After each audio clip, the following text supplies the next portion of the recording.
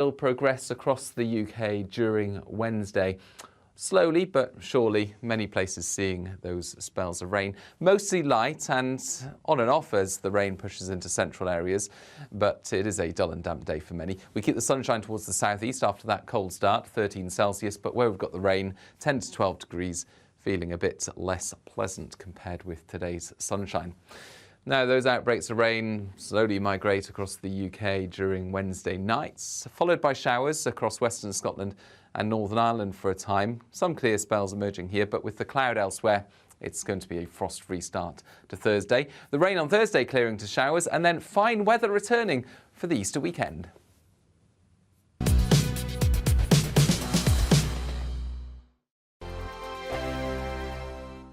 Monday to Thursday nights on GB News. At 6, it's Deebs & Co. 7 o'clock, Farage. At 8, join Jacob Rees-Mogg. And at 9, Dan Wootton Tonight, followed by Headliners. On TV, radio and online. This is GB News. First and foremost, I am a GB News fan, and I was before I was working here. Just love the fact that we're asking the questions that a lot of establishment media won't ask. With a bit of a twist, we not only want to inform you, but we want to keep you entertained. It's worth the drive because you get in and the team's all ready and waiting, they're itching to go, and it's a proper little family. GB News is the people's channel. It's the audience that makes the programme sing. We're giving our viewers and our listeners a voice. I see the thousands of your letters, tweets, emails, you name it, coming in. Britain is broken. How on earth did we get into this mess? But more importantly, how do we get out of it? The establishment had their chance. Now we're here to represent you. It's time for something different. It's time for GB News. I'm very patriotic. I believe in Britain. Our best days lie ahead. Britain's watching. Britain's watching. Join us here on GB News. The people's channel. Britain's news channel. Join me, Patrick Christie's, Monday to Friday, 3 till 6. We tackle the day's news agenda like you've never seen before. It's high tempo, high octane, the most controversial topics, and the best guests. You will not be able to take your eyes and ears off it. I'm not afraid to ask the questions that you really want answered. 3 till 6 p.m, Monday to Friday on GB News, the People's Channel, Britain's news channel. GB News has its own late-night paper preview show, Headliners, where comedians take you through the next day's top news stories. You don't have to bother reading the newspaper, we've got it covered for you. Headliners, every night at 11 p.m, and repeated every morning at 5 a.m. We won't send you to sleep like some of the other paper review shows out there. GB News, the People's Channel, Britain's news channel. Join me, Camilla Tominey, on Sunday mornings from 9:30, taking the politicians to task and breaking out of SW1 to see how their decisions are affecting you across the UK. Bursting the Westminster bubble every Sunday morning, only on GB News, the People's Channel. Britain's watching.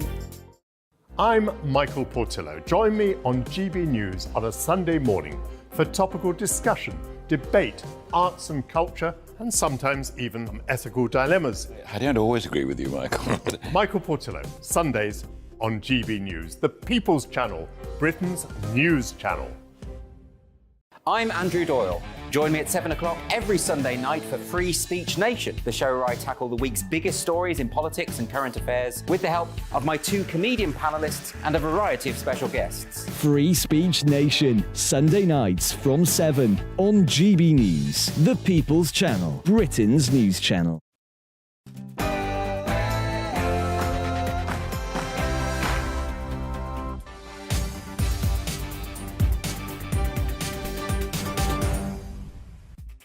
A very good afternoon. It's 12 noon. This is GB News Live and I'm Mark Longhurst. Coming up for you this Tuesday lunchtime, Trump's in town.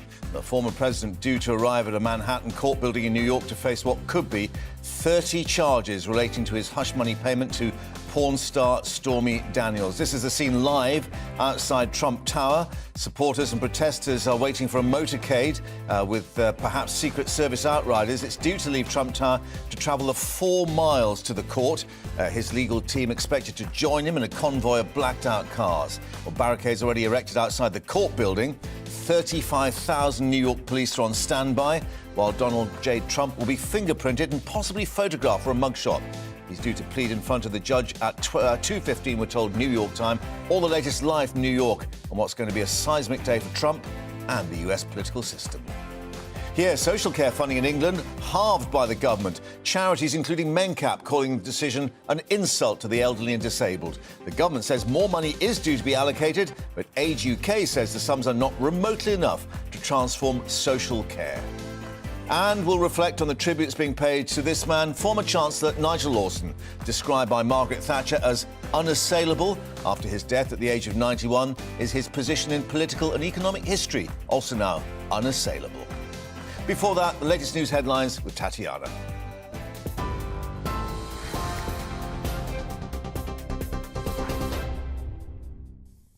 Mark, thank you very much and good afternoon. This is the latest from the GB Newsroom. Donald Trump will make US history, becoming the first sitting or former president to face criminal charges.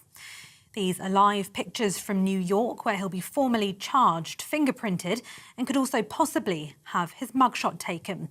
He was indicted over an alleged hush money payment to the adult film star Stormy Daniels before the 2016 election. His lawyer says he'll plead not guilty.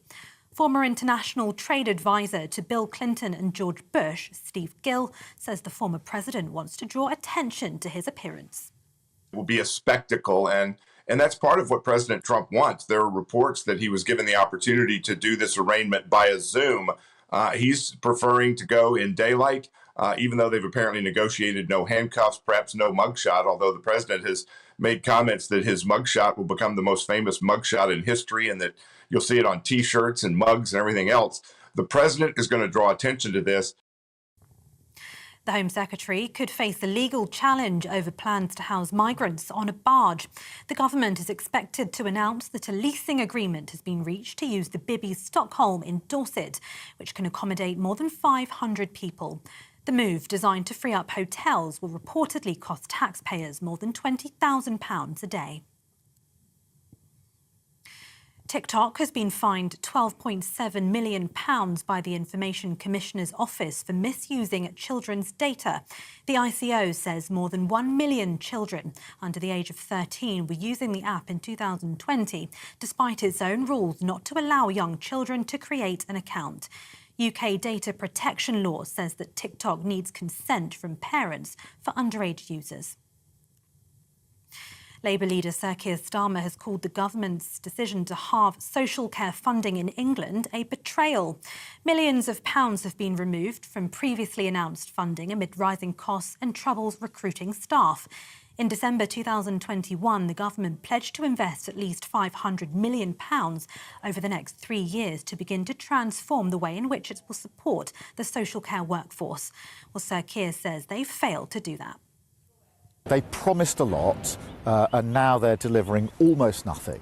I've always suspected they didn't have a plan, and this is more evidence they don't have a plan. And if that wasn't bad enough on its own, this has a huge impact on the backlog in the NHS, because without social care working, it's impossible to get people out of hospital as quickly as we'd like, and therefore you have even more prospect of ambulances queuing up, people not being able to get into hospital. So this is a betrayal on so many fronts from the government. The government is setting out a new plan to ensure clean and plentiful supply of water for the future.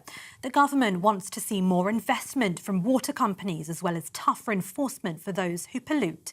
It also could see a ban of plastic in wet wipes and restrictions on substances in textiles, cleaning products and paints. Labour has accused the government of failing to make the public aware of new identification rules ahead of local elections. Polling day is now a month away, and to cast a ballot, you need to be registered to vote, as well as for the first time in England, be able to display a form of photo identification. Not all types of photo ID will be accepted, but a passport or driving licence are both valid. Russia has warned Finland's NATO membership raises the risk of conflict. The Kremlin described the country's accession to the military alliance as an encroachment on its security, saying it would be forced to take countermeasures. Russia's invasion of Ukraine triggered Finland and Sweden's decision to apply for membership, and today the former will become the 31st member of NATO. Secretary-General Jens Stoltenberg described the expansion as historic. Important for NATO, it's important for Finland, it's important not least for the Nordic region and the Baltic region. You can just look at the map and understand how important Finland is for the security in the Nordic and the Baltic region. And then also, of course, Finland brings high-end capabilities, substantial forces, and also the advanced defense industry into the alliance. One person has died and at least 30 injured after a passenger train derailed in the Netherlands.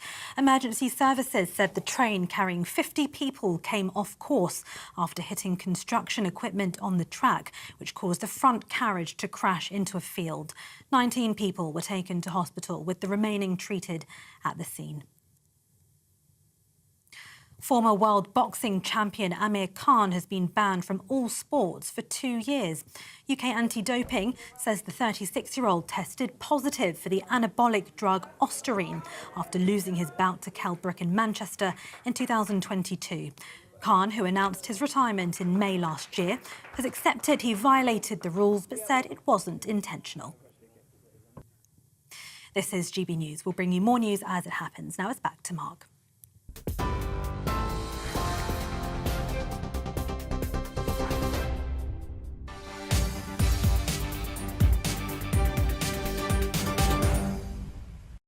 Tatiana, thank you very much indeed. So, all eyes on New York today, Manhattan in particular, the Manhattan court building for the appearance of this man.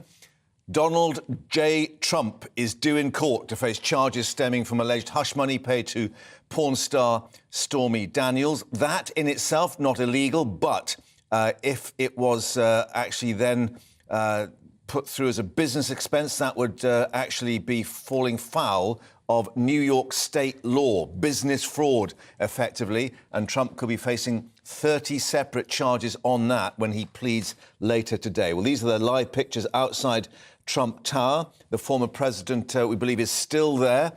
He spent the night in his penthouse suite talking to his legal team. We can tell you, actually, that that team has already had last-minute changes.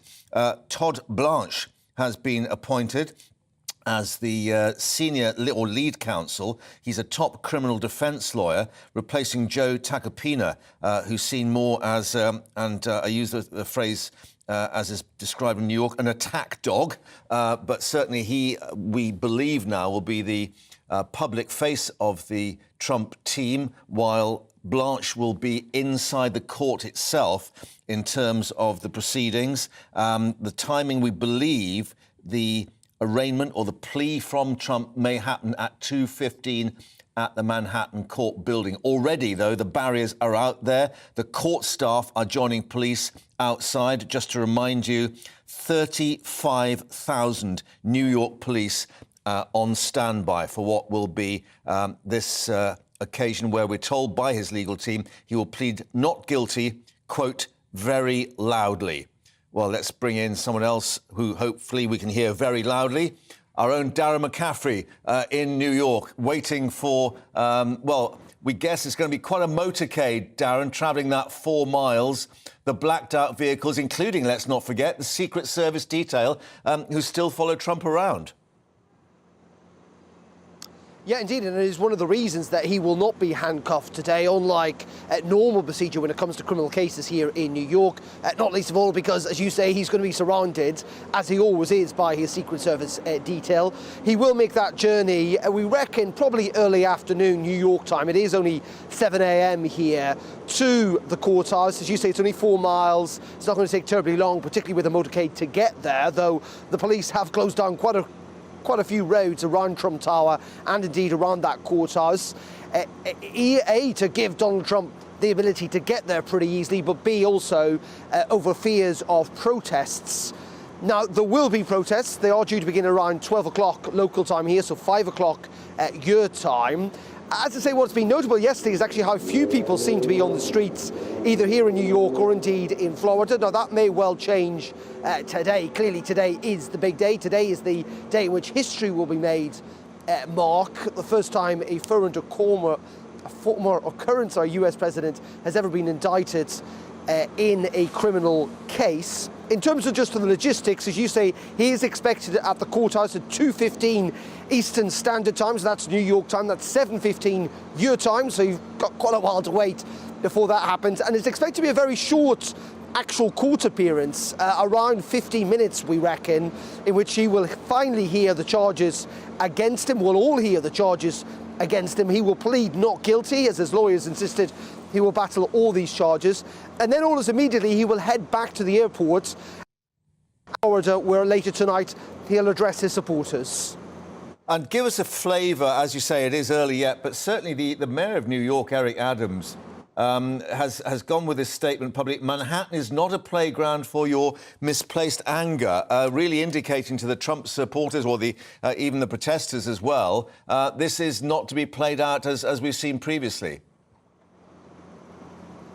Yeah, indeed, warnings about the possibility of protests turning violent. We heard, as you said, from the Mayor of New York yesterday, telling protesters to behave themselves effectively. Yes, everyone here, of course, in the US has got the right to protest, and I'm sure they'll be pretty vocal this afternoon. What they do not want to see is any form of violence. When President Biden was asked about this yesterday, he said he trusted the NYPD, the New York police force here, to ensure that protests did remain peaceful. And as you've rightly pointed out, thousands of extra cops have been called up to ensure that there is enough cover.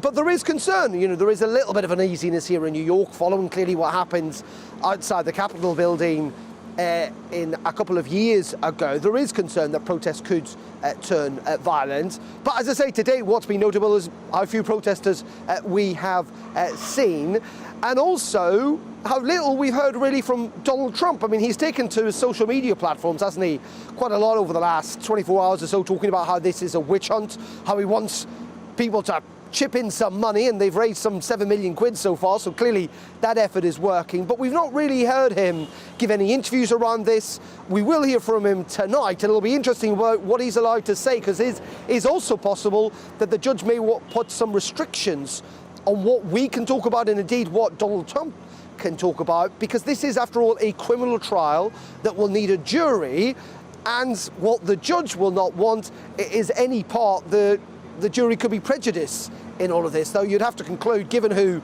Donald Trump is and the coverage of this trial, that might be nigh impossible. Yeah, and interesting that you're talking about the effect that social media is having, because he's got his own social media platform. He's already attacked the judge, Juan Merchan, saying the judge hates him because, of course, they've crossed swords previously. And one wonders how that will be played out, even though this is just a plea hearing today. Yeah, indeed, and he's attacked, of course, the man leading this indictment, Manhattan's district attorney, who, to be fair, was elected as a Democrat, and many feel he was elected simply to try and indict Donald Trump. But you're also right in suggesting, which I think is fascinating, is let's not forget Donald Trump is a New Yorker. He lived here for decades and decades and decades and decades. It's only relatively recently that he's moved to Florida. He will almost certainly know anyone of any major importance in this city, and he is not going to hold back on his opinions of them, as he's not done with any other either leading politician or judge or anyone else in US society in the past. And so this will feel very much like kind of a local boy on trial, if you like. But also, let's make this clear, beyond that initial hearing today of him saying essentially not guilty, and we still don't know whether it's going to be televised or not. I think it's unlikely. Trump's campaigners and his team have been suggesting it shouldn't be, because they fear it's going to turn into a circus. Clearly the broadcasters here in the United States want it to be. But this is a process that is going to drag out for months, possibly years as well, Mark. We're not expecting any speedy conclusion to this. And even when we do get a verdict, it is almost certain that Donald Trump would appeal that verdict if it went against him. Yeah. So the prospect, even if he was found guilty of Donald Trump ended up in prison at this stage right now on whatever it is, the start of April 2023, it's a very, very long way off. I think we're just getting an update, actually, Darren, on what will be happening in terms of the pictures that we're getting. As you said, there was this application from NBC News in particular to allow access for what they call videographers, photographers, radio journalists and print reporters to the arraignment. Judge Juan Merchan barring the use of all digital devices, including mobile phones and laptops, but cameras will be allowed in the hallway before the arraignment begins. So I think there might be what they call a bit of a bun fight in that hallway before he actually gets into the court building or into the courtroom itself. Yeah, indeed. In fact, actually, for the last 24 hours or so, members of the public here in New York and indeed journalists have been queuing up because they are, as you say, going to allow some people into the courthouse. Interesting, as you just revealed, no cameras in court itself. I think Trump's team will be happy with that. It would probably not have looked terribly good with him effectively standing in the dock, if you like. But yes, those journalists will be allowed, some of them, into the courtroom itself, very limited numbers. There's also going to be a spillover room, but some New Yorkers or some US citizens will be allowed to go and watch this pretty historic moment, a moment in which Donald Trump will appear charged with a criminal offence. And we don't know how many charges he's going to face again. We think it's going to be at least one. Well, it's going to be at least one around business fraud, but there have been reports in the US media that it could be up to 30 separate charges. We will only know that charge sheet at around 2:15 local time, 7:15 your time, later on today. For the moment, Darren, thank you. Back to you, of course, as soon as we hear and see more on what's going to be a busy day there for New York and Manhattan in particular. Thank you very much for that. But let's now speak to David Dunn, who's Professor of International Politics at the University of Birmingham, who is joining us. And, David, one wonders whether this is going to be the law or politics today in terms of the headlines. Well, certainly as far as Donald Trump is concerned, he doesn't want to talk about the substance of the charges. He is playing by his usual playbook of attack, distract, and delay, and therefore wants to talk about this as a political process because he doesn't want to talk about business fraud, about the Stormy Daniels checks, or indeed about campaign finance violations. What he wants us to think about instead is this is an outrage that a former president should be arrayed in this way. Really, that's the big question here, is whether America's rule of law, whether equality before the law will be upheld. In a sense, American legal system and ultimately its democracy is in the court today as to whether someone is above the law or whether actually even a former president should be held up and made accountable for his alleged crimes. Yeah, the difficulty, I guess, in terms of applying that rule of law, making him accountable, is that the DA, District Attorney for Manhattan, is a high-profile Democrat, Alvin Bragg, who again has crossed swords with Trump previously. So there's this element of politics mixed into that. Well, because of in America where you have DAs elected and you have judges appointed by presidents, of course, famously Trump did a lot of that, the legal system is much more politicized. But the decision to either prosecute or not prosecute would have been a political decision. So either way it was done, it has political ramifications and implications, and neither party who view this would see it as fair, whichever way it came down to. So when you have a politicized system like this, inevitably you get those charges. But that, of course, hasn't stopped politicians being charged in the past. Not a president, but many congressmen and governors and state officials have been prosecuted. And ultimately, it's about the evidence being evaluated in court as that process unfolds. But that won't be what Trump wants us to focus on today. As I say, he won't be wanting to talk about the substance. Yeah, and with his team, a political team, as well as obviously his legal advisors in Trump Tower, we understand they were all together in the penthouse suite last night. We'll be looking at perhaps the advantage they can gain from this for the 2024 presidential election campaign, this whole issue of him making himself look a martyr. Absolutely. He is milking this for all it's worth. He is quintessentially a showman, and he is taking to the stage, and he'll be on the stage in Florida tonight, playing the victim, rallying his base, getting to send more millions of dollars to his campaign finances as if he needs extra money, but he seems to want to have that. And of course, he'll be riling up that 20 to 30% of the American population who think he can do no wrong. And what that does is it makes it very difficult for the rest of the Republican Party, who don't feel that they can criticize him or even engage in the substance of the law cases, and this is one of 4 legal cases that he faces in the next year, because they don't want to actually alienate that base, because they're so important in the primary process in choosing the candidates. So all the other presidential candidates, from DeSantis to Nikki Haley to Mike Pence, have been critical of the process because they fear that base. Professor David Dunn, thank you very much indeed for joining us. And, of course, we'll see what emerges in the hours to come. We've got our cameras outside Trump Tower. We've got our cameras outside the court building. But just to update you, his legal team, his lawyer, saying he will be pleading not guilty very loudly. That's the quote from New York. Back to New York, of course, as we see and hear more. But here, tributes have been paid to former Conservative Chancellor Nigel Lawson after his death at the age of 91. He served as Margaret Thatcher's Chancellor from 1983 until his resignation 6 years later, before then going on to sit in the House of Lords as Baron Lawson of Blaby until his retirement last December. Well, the Prime Minister, Rishi Sunak, described him as a leading Brexiteer and an inspiration, Boris Johnson marking him as a giant of Tory politics. Former Prime Minister Sir John Major paying his tribute by describing him as one of the essential pillars of the 1980s Conservative government. Former Conservative leader William Hague saying he was a towering figure in politics. Let's speak now to former political correspondent Peter Spencer, who will have been outside number 11 on many an occasion during those years. And we do remember, of course, that quote, Peter, his position was unassailable. Well, didn't quite prove that way, but I guess now we're learning that his political legacy is unassailable. Well, of course, inevitably, when a person passes away, everyone says what a fabulous person that was. But let's not be under no illusions here. He was a hugely divisive figure. Yes, he was the absolute tower of strength that got Margaret Thatcher's revolution shooting away. But against that, later on, he fell out with her horribly over Europe. Remember that first off, at the time of Thatcher, he fell out with her because he was so in favour of linking the British economy to the European.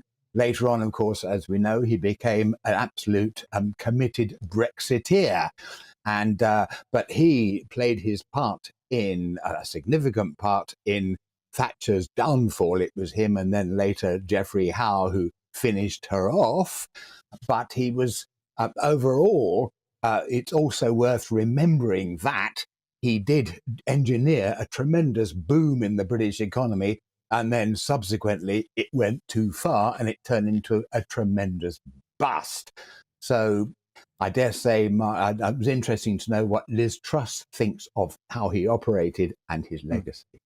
Yeah, and interesting now to assess those dog days of the Thatcher government as to whether perhaps it was Lawson rather than Howe that brought her down, because of the tremendous battle when Margaret Thatcher brought in Sir Alan Walters, the economic advisor, and all those sort of days of wine and roses, well, they went out the window pretty quickly, didn't they? They most certainly did. I mean, he fell out with Waters utterly spectacularly, and then he finally presented Thatcher with an ultimatum: you get rid of him or I go. And then, as it turned out, I mean, it's extraordinary how things work out. As it turned out, he did go, and so did Waters. But then, I mean, there are so many bizarre ironies about all this. I mean, this man who's this committed Brexiteer is of Latvian origin, and spent much of his life later on living in France. It was also, I mean, I have to say that he was, to me, as a rookie journalist back in the day and working for radio, I did find him a remote and scary figure. And then lots of people say, of course, that he wasn't a particularly clubbable sort of chap, as distinct from Margaret Thatcher, who decided I was her favourite interview after I'd interviewed her wearing a pink suit with full pink accessories. Yeah, and interesting that fact, of course, because he didn't actually get into politics, I think, until he was 41 or 42. He was actually a journalist, having worked for the Financial Times and then editor of The Spectator. And as you say, but he wasn't really clubbable in that respect and you know, kept journalists, I don't know why, at arm's length. Yes, he certainly did. I mean, the transition from Fleet Street to the highest office in the upper echelons of government was a thing that wasn't always very readily achieved, but he did manage it in political terms, in terms of making chums all over the place. No, he didn't, which was one reason, I suspect, why there was never any question of his replacing Margaret Thatcher, because he didn't really have a power base within the Conservative Party. Interesting point as we look at a picture of Rishi Sunak with the photograph of, indeed, Nigel Lawson on the wall behind him. Rather different approach maybe to tax policy, some would say, with the modern government. However, thank you, Peter, for your thoughts and, of course, reflecting on a man who, as many said, was unassailable. Thank you very much indeed. Coming up, critics hitting out at the government, the present government, for saying the £500 million it pledged for the social care workforce has been cut by half. We're joined by the Vice Chair of the National Care Association for their view of what the government's done. Coming up in a moment.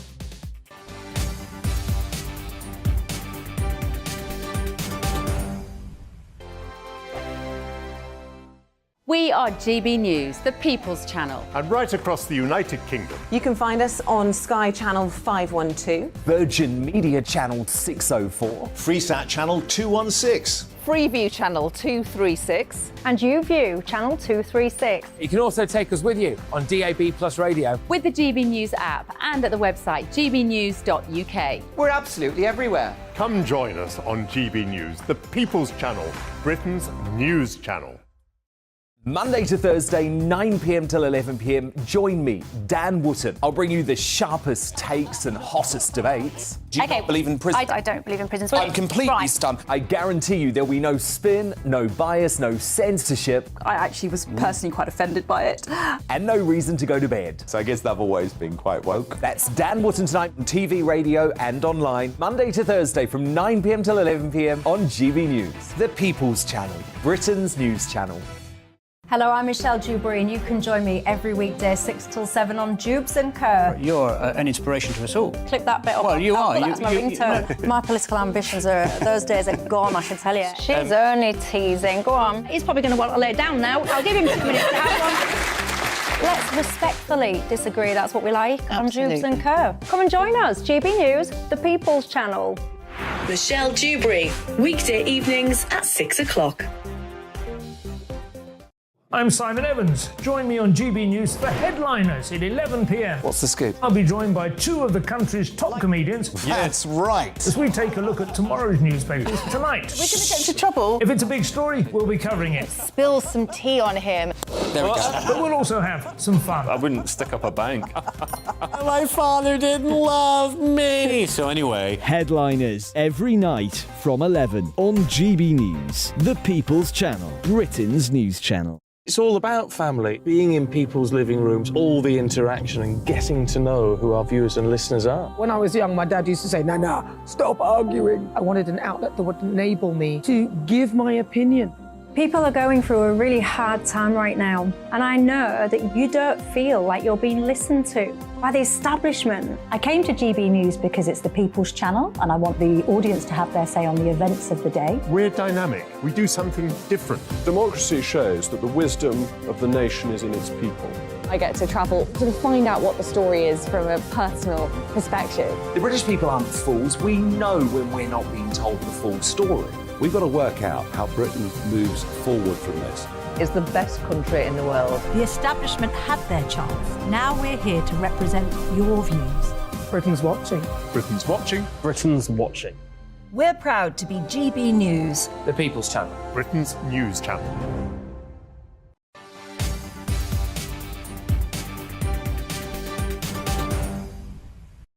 Welcome back to GB News Live. Let's just bring you some breaking news that we are getting from Basildon Crown Court. You may remember we covered this at the time. The Stop Oil protesters who'd scaled the bridge over the Dartford crossing, causing gridlock when the police had to close the bridge. They've been found guilty at the court of causing a public nuisance. This is Morgan Trowland, 40, and Marcus Decker, 34. They'd used ropes and climbing equipment, you may remember, to head up the cables of the bridge. The the prosecutor, Adam King, told the court in the trial, saying that they descended close to 200 feet above the road and then unfurled these barriers, you may remember, stop oil banners, rigged up a hammock to stay there, and indicating to the jurors, we are not here to litigate on the government's climate change policy, but they were found guilty by a jury of unanimous verdicts, indeed, of more than 2 hours of deliberations. They've been remanded in custody to be sentenced on April 13th. Judge Shane Collery saying the court is considering custodial sentences, saying we're dealing with significant nuisance that has been caused. Grant Shapps, the Energy Secretary, saying on Twitter, I welcome the court's decision today. So more reaction on that as it comes through. That's just coming through from the court.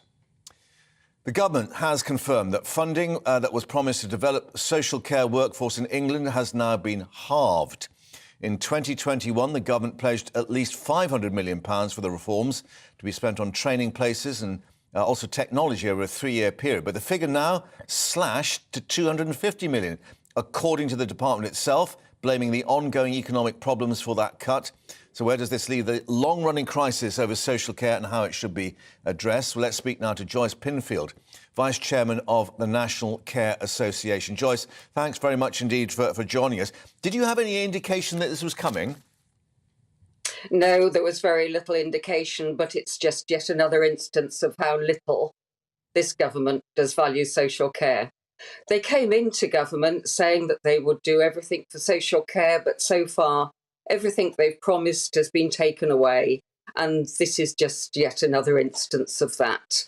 We do have over 165,000 workforce places remaining unfilled, and we've got demographics, people getting older, there's more complex health needs, we need yet more and more workforce, and yet the government just keep reducing any funding or taking any notice or valuing the social care workforce. Right.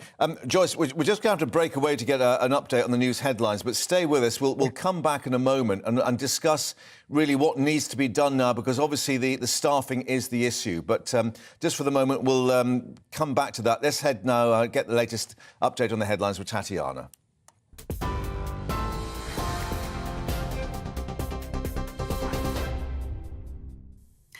Mark, thank you very much and good afternoon. This is the latest from the GB newsroom. Donald Trump will make US history, becoming the first sitting or former president to face criminal charges. These are live pictures from New York, where he's due to be formally charged. We're waiting to see him leave the Trump Tower. He was indicted over an alleged hush money payment to adult film star Stormy Daniels before the 2016 election. His lawyer says he'll plead not guilty. The Home Secretary could face a legal challenge over plans to house migrants on a barge. The government is expected to announce that a leasing agreement has been reached to use the Bibby Stockholm vessel in Dorset. The move, designed to free up hotels, will reportedly cost taxpayers more than £20,000 a day, accommodating more than 500 asylum seekers. Police are investigating the death of a man who was shot in South London. The victim, said to be in his 20s, was found injured on Croydon Road in Mitcham in the early hours of this morning. He was taken to hospital but died a short time later.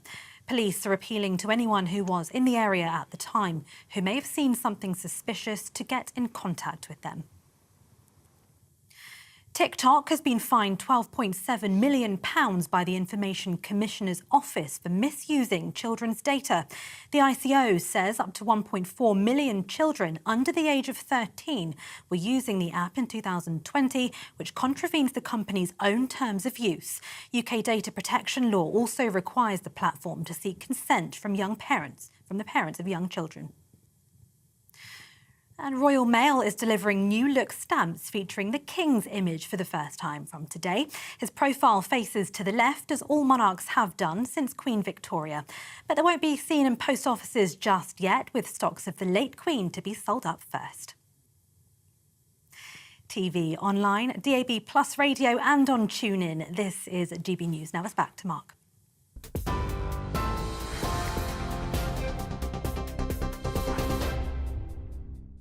Tatiana, thanks very much indeed. So let's just return now to Joyce Pinfield, who's joining us to give reaction to this announcement that the funding's being slashed by a half, as we were saying, Joyce. I'm just trying to get my head around why the government should be doing this when they'd already accepted, as they said, the sector was on the precipice, with the King's Fund warning of the various problems, particularly in recruiting staff, having enough of a workforce to make the system work.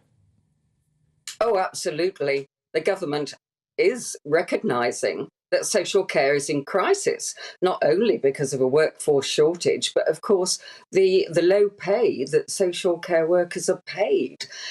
We need more funding, not only to be able to pay them the correct wage for the job they're doing and in parity with NHS staff on the same level, but also we do need the career progression. We need the training. People coming into social care, and of course we have to remember there's well over 1.5 million social care needs that are being unmet as we speak. And these are increasing on a daily basis. And this is mostly purely because of the funding and lack of workforce. So we need to address these problems. We need to be able to make social care a valued occupation and career for people to take part in. And it's only by making it valued, giving the correct pay and a career progression with training that we will be able to meet these care needs. We, of course, have to remember that social care props up the NHS. We help with bed blocking. We help with preventing people having to go to hospital as well.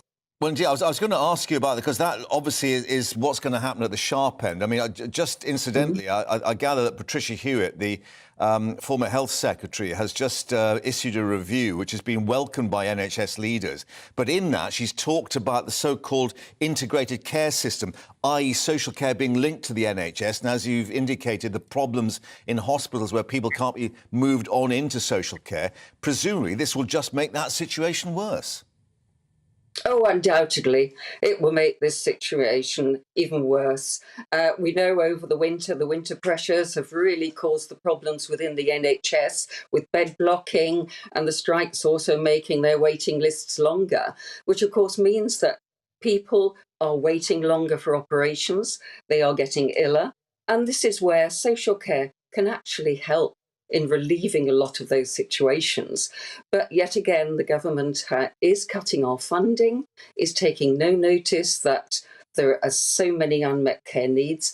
Not only social care workforce, there are many, many unpaid care workers out there because they cannot get the funding for social care.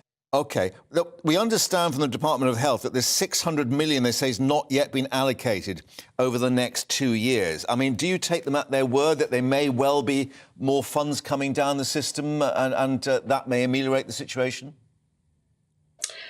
We have yet to see. Over the last few years, we've always been promised funding and then it's been taken away. We were promised a social care reform and then that has been delayed.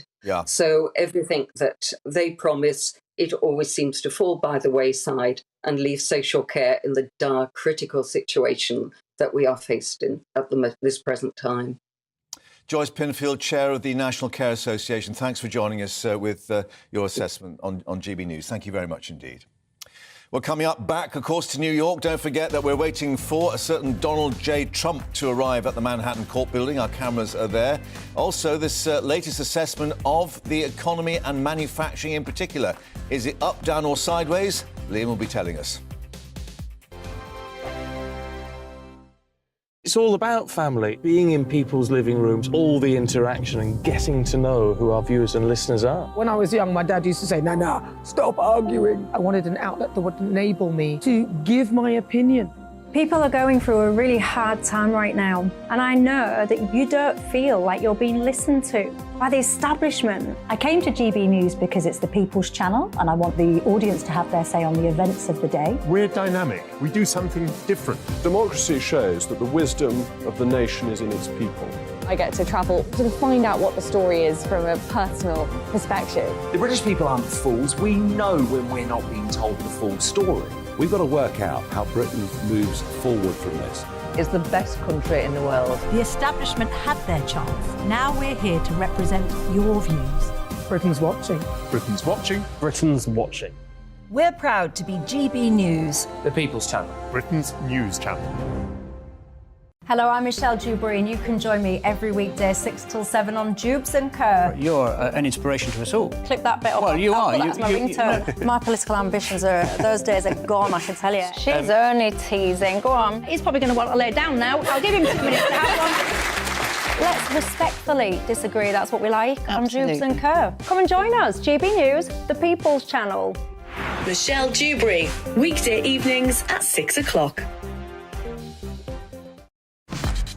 Start the day with GB News. We catch up on all the big stories you didn't hear the night before. And take a look at what the world's talking about this morning. That's right, Monday to Thursdays from 6 o'clock.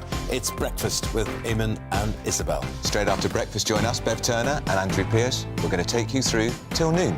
We'll be tackling the big topics of the day, including the things that the other channels just won't talk about. If it's happening here. Wake up to mornings on GB News, the People's Channel. Britain's news channel. I'm Simon Evans. Join me on GB News for Headliners at 11 p.m. What's the scoop? I'll be joined by 2 of the country's top comedians. That's right. As we take a look at tomorrow's newspapers tonight. We're going to get into trouble. If it's a big story, we'll be covering it. Spill some tea on him. There we go. But we'll also have some fun. I wouldn't stick up a bank. My father didn't love me. So anyway. Headliners every night from 11 on GB News, the People's Channel, Britain's news channel. We've got a brand new lineup every Saturday night on GB News. From 6 p.m, I'll give you my unique take on the world today. Then at 7, it's me, Calvin Robinson, with my Common Sense Crusade. New to GB News is the Saturday 5. 5 times the opinion. Join us every Saturday from 8 p.m. as we debate the week's stories. With us 4, plus a special guest. And at 9, of course, it's Mark Dolan Tonight. Brand new Saturday nights on GB News, Britain's news channel.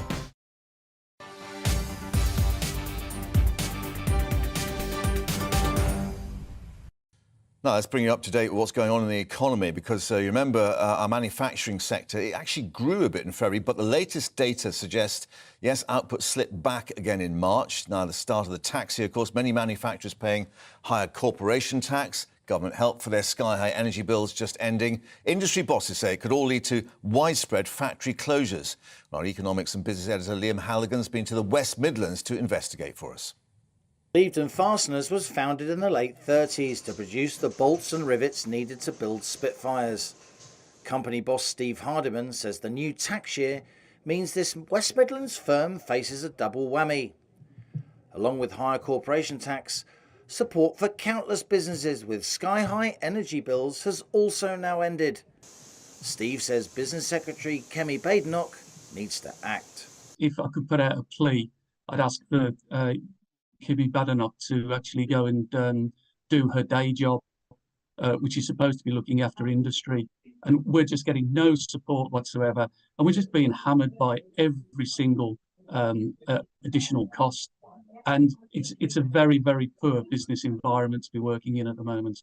Prior to the war in Ukraine, Clevedon's energy bill was £5,000 a month. With no government support, that's now risen to £16,000 a month, which Steve says threatens his business.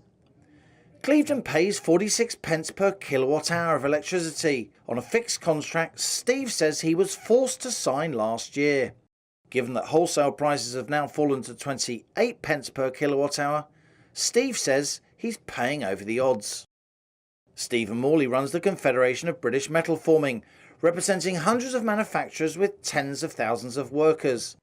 He says the lack of support with energy bills could see countless factory closures here in Birmingham and beyond. I think it could be an absolute disaster for manufacturing. So the supply chains are fragile anyway, and I worry about the impact across the whole manufacturing chain. It could be a complete disaster if we're losing key players in the supply chain, and our major manufacturers, like car manufacturers, could lose key suppliers. The Confederation of British Metal Forming has sent a letter to the Business Secretary seen by GB News. While calling for more government support, the letter claims that many UK companies now face uncompetitive energy costs, having been coerced to enter fixed contracts at the peak of the wholesale market last year. Conservative West Midlands Mayor Andy Street agrees some firms are now locked into contracts with what he calls artificially high prices. He says ministers should intervene. But I'd particularly ask the government to reconsider one critical aspect. There are those businesses that negotiated a new deal last autumn because they had to. They're timed out on their existing contract, and they tend to be fixed into higher prices than the market now has. That doesn't seem right to me, and I hope that we'll actually be able to force energy companies to renegotiate those deals, because there's businesses here that potentially will thrive or fail depending on that energy price going forward. The government may yet act on this advice, because soaring energy bills could see firms fold and jobs lost across red wall seats vital to the next election. Liam Halligan, GB News, Birmingham. Let's get more now with Liam joining us in the studio for On the Money. Those were extraordinary figures that just one firm there is facing. One wonders how many other small and medium firms there are across the country doing their assessment at the moment with seemingly no way out. There's no get-out clause for these contracts they've signed with the energy companies. It was almost lost in the tsunami of end of tax year, new tax year news yesterday, wasn't it, Mark? And obviously we reported, you and I spoke about the changes to support for household energy bills, council tax rises, minimum wage rises and so on. But look, almost all businesses that had been getting help with their energy bills, they now no longer have that help. And even though wholesale energy prices have come down, an awful lot of businesses are locked into fixed-term contracts that were struck when energy prices on wholesale markets were much, much higher last summer and autumn. And this isn't just me saying it, it's the Confederation of British Metal Forming saying it. They used the word coerced in that letter to Kemi Badenoch. And even Andy Street, the Conservative West Midlands Mayor, no conspiracy theorist, he is also telling me there, that was a GB News exclusive, that lots of firms he knows are also locked into contracts which he thinks are artificially high. And he is calling on ministers, a very unconservative thing, to force the energy companies to break those contracts with their firms and give them a better deal. And would that be Kemi Badenoch or would it be Grant Shapps, Energy Security Minister? Because obviously... It's a business secretary issue. That's why they've written to Kemi Badenoch. So, and I've been in touch with her and we'll have to see what happens. But this is going to be a real flashpoint. Now, some companies do still get support with their energy bills. If you're a steel maker, high energy intensive, and a lot of public sector entities, they get help with their energy bills too.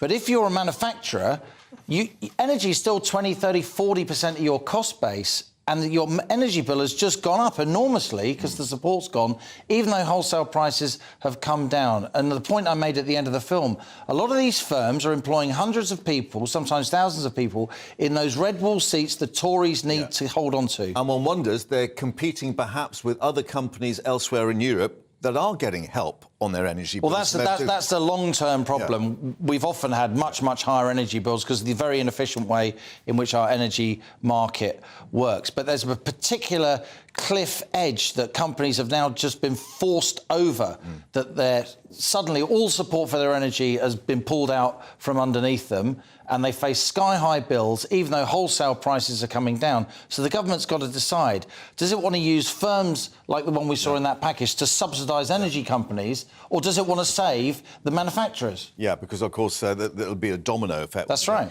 While you're here, we spoke to Peter Spencer about someone whose position was unassailable when we remember the Thatcher days, Nigel Lawson. What is the verdict on his success or otherwise? Because it did lead to boom and bust then, didn't it, eventually?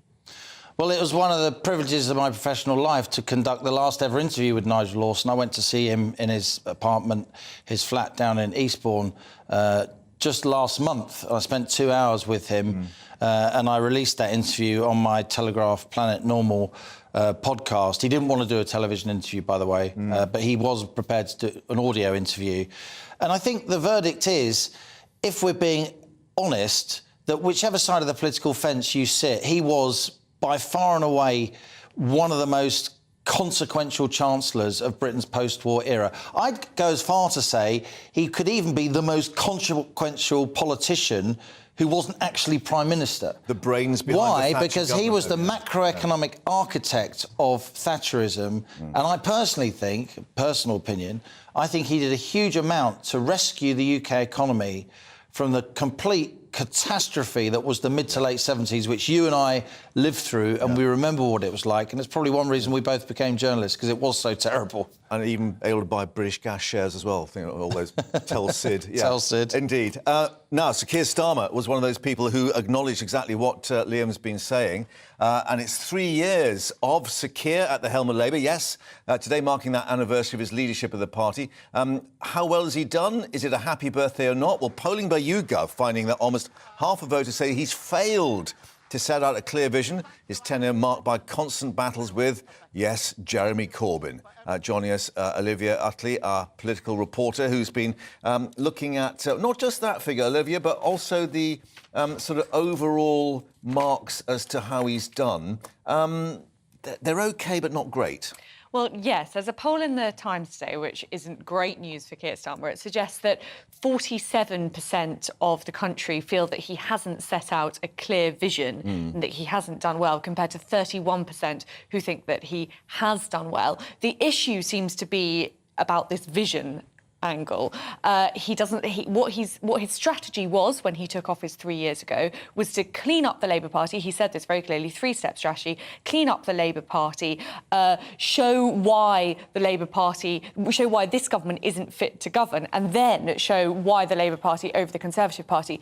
Now, I think it's widely agreed in Westminster that he's managed step one of that. He has cleaned up the Labour Party. And we don't hear very Corbyn may much be from dead hard and left buried, anymore. according to what they've done now, yeah. Absolutely. But whether he's succeeded on the next two goals is less certain. And I think while Boris Johnson and Liz Truss were in power, and it was quite a tumultuous time in politics, Keir Starmer could be the safe pair of hands, the grown-up in the room, the technocratic politician who knew what he was doing. Obviously, that's a lot harder when you're up against Rishi Sunak. Yeah, and is it actually about trying to sell an idea now about what your party is, going back to those Blair days of New Labour? Or is it that it's now become so more sort of presidential almost?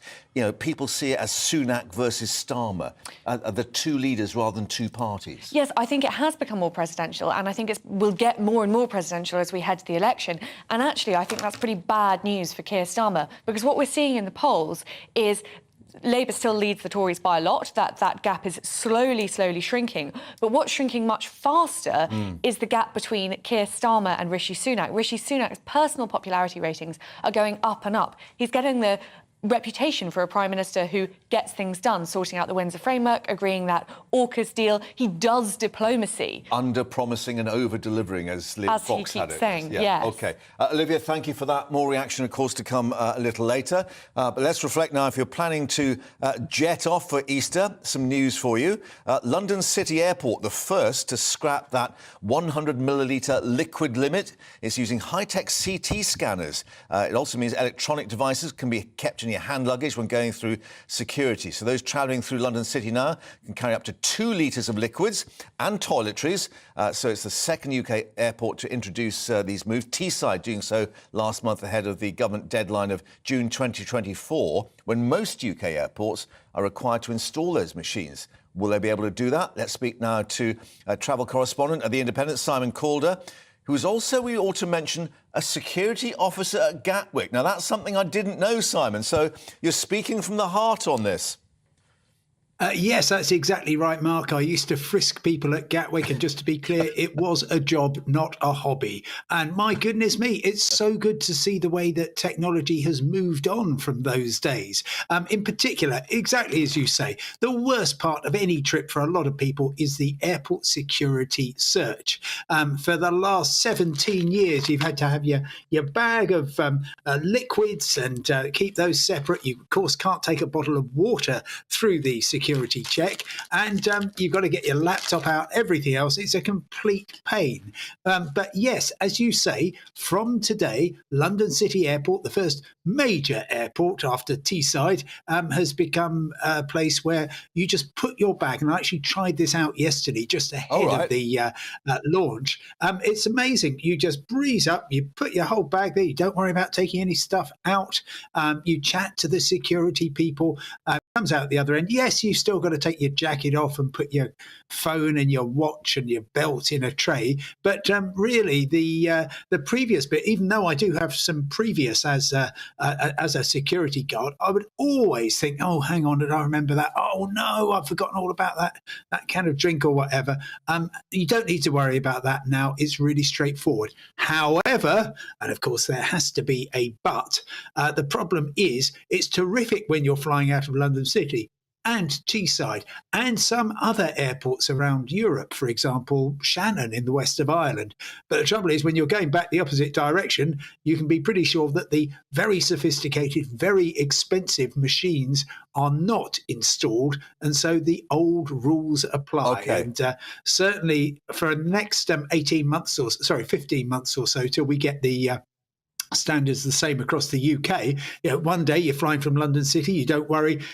Next week you're flying from Luton or Gatwick or Stansted or Southend or Heathrow, and the old rules still apply. So, it's better, but please don't relax just yet, everybody. And very quickly, dare I ask, if you're heading out from Terminal 5 Heathrow for Easter, a slightly different security situation there at the moment? That's right. 1,400 members of the Unite Union are on strike. They work specifically at security at Terminal 5. Doesn't affect the other terminals at Heathrow or any other airports. Heathrow's put contingency measures in place, and BA's cancelled some flights. And so far, we haven't seen any really serious problems. Simon, we've enjoyed being frisked by you. Thanks for joining us here on GB News. Take care. Thanks very much. More to come, of course, in this next hour. We're back to New York, and a certain Donald J. Trump due at the Manhattan Court building soon. We'll have all the pictures live for you here on GB News. Stay with us.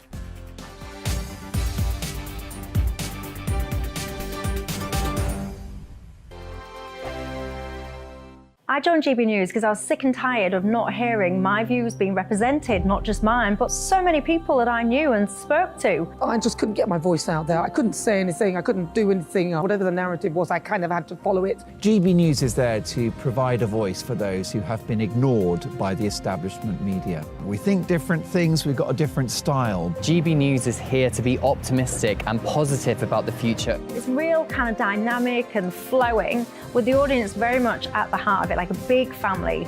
Here at GB News, we talk about the things that matter to you. Hearing the voices from right across our towns and cities, especially our towns. All sides of the argument represented with a heavy dose of opinion. We're on a mission here to make a difference. And the GB News family really is here for you, and whatever time of day you can watch or listen. Britain's watching. Britain's watching. We're proud to be GB News. The People's Channel. Britain's news channel. Westminster is going around in ever-decreasing circles, followed by the media. Britain is broken.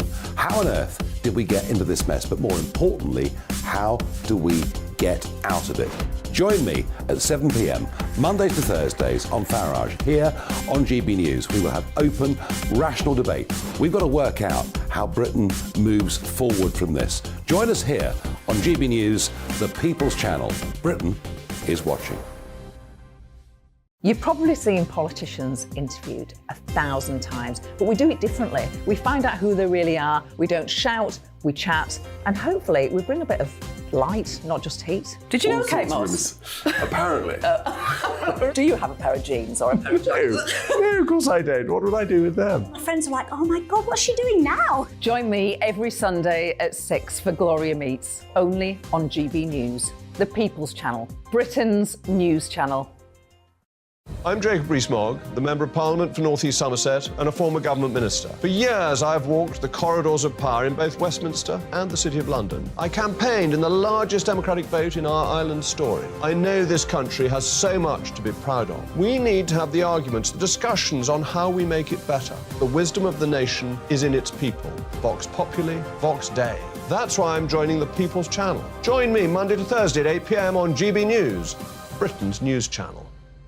I'm Mark White. As GB News Home and Security Editor, I cover those key issues that are so important to you. Our authorities, our communities doing all they can to combat violent crime. With the public services under unbearable strain, why are we still failing to control our borders? Defence, the first priority of any government, has been continually hollowed out. Can we trust our politicians to protect the armed forces? Join me, Mark White, on GB News.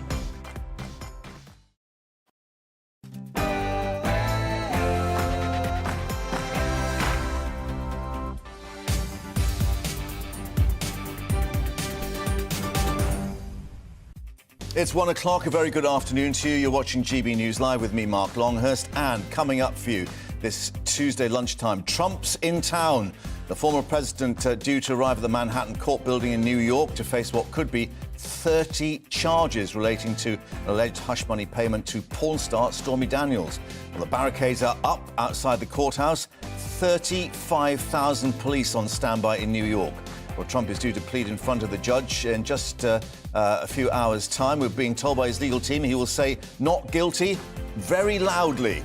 The latest live from New York shortly. Here, social care funding in England halved by the government. Charities including Mencap calling that decision an insult to the elderly and disabled. The government says more money is due to be allocated, but Age UK says the sum's not remotely enough to transform social care, already described as being on the precipice. And the tributes being paid to former Chancellor Nigel Lawson, the man described by Margaret Thatcher as unassailable after his death at the age of 91, is his position in political and economic history now also unassailable. But let's get all the latest news headlines now with Tatiana.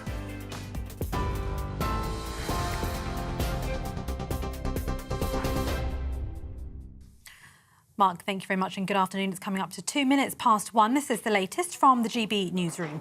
Donald Trump will make US history, becoming the first sitting or former president to face criminal charges.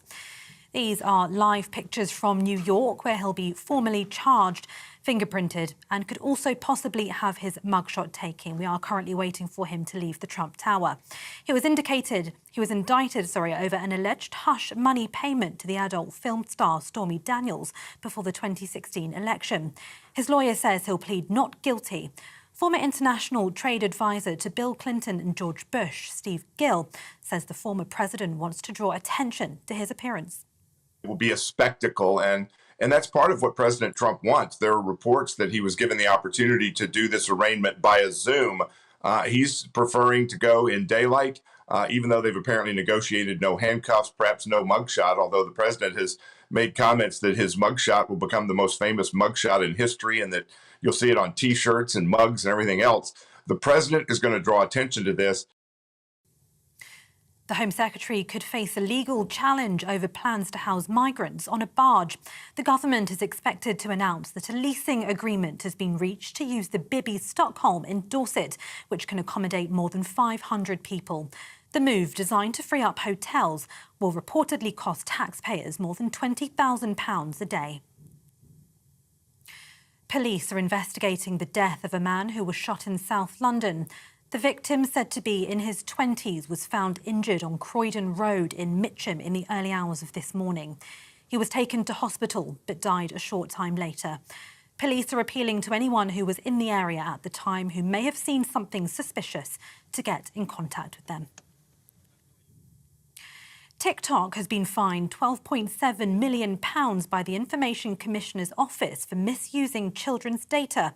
The ICO says up to 1.4 million children under the age of 13 were using the app in 2020, which contravenes the company's own terms of use. UK data protection law also requires the platform to seek consent from the parents of young users. Halving social care funds in England has been described as a betrayal, with the Labour leader accusing the government of breaking promises. In December 2021, at least £500 million was pledged to help transform support for the social care workforce. That's been cut because of rising costs and trouble recruiting staff. Sir Keir says the sector is being let down. They promised a lot, and now they're delivering almost nothing.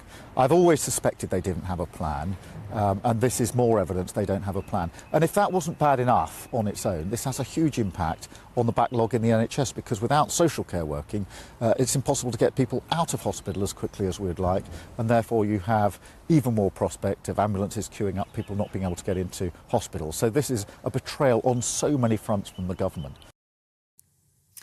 The government is setting out a new plan to ensure clean and plentiful supply of water for the future. The government wants to see more investment from water companies, as well as tougher enforcement for those who pollute. It also could see a ban of plastic in wet wipes and restrictions on substances in textiles, cleaning products and paints. Liberal Democrat leader Sir Ed Davey is sceptical of the government's plans. Well, the Conservatives first announced they were banning wet wipes 5 years ago. Then they re-announced it, and this is the third time it's been announced. They've consulted on it twice and then not proceeded with it. So I think voters, even lifelong Conservative voters, will say, don't take us for fools. And they'll say to the Conservatives, you've had your chance, you've failed, you continually fail. We want clean rivers, we want clean seas, and you're not up to it. Russia has warned Finland's NATO membership raises the risk of conflict. The Kremlin described the country's accession to the military alliance as an encroachment on its security, saying it would be forced to take countermeasures. Russia's invasion of Ukraine triggered Finland and Sweden's decision to apply for membership, and today Finland will become the 31st member of NATO. One person has died and at least 30 injured after a train derailed in the Netherlands. Emergency services say the train, which was carrying 50 people, came off course after hitting construction equipment on the track, which caused the front carriage to crash into a field. 19 people were taken to hospital, with the remaining treated at the scene. Former world boxing champion Amir Khan has been banned from all sports for 2 years. UK anti-doping agency says the 36-year-old tested positive for the anabolic drug Ostarine after losing his bout to Kell Brook in Manchester in 2022. Khan, who announced his retirement in May last year, has accepted he violated the rules but said it wasn't intentional. This is GB News. We'll bring you more news as it happens. Now it's back to Mark.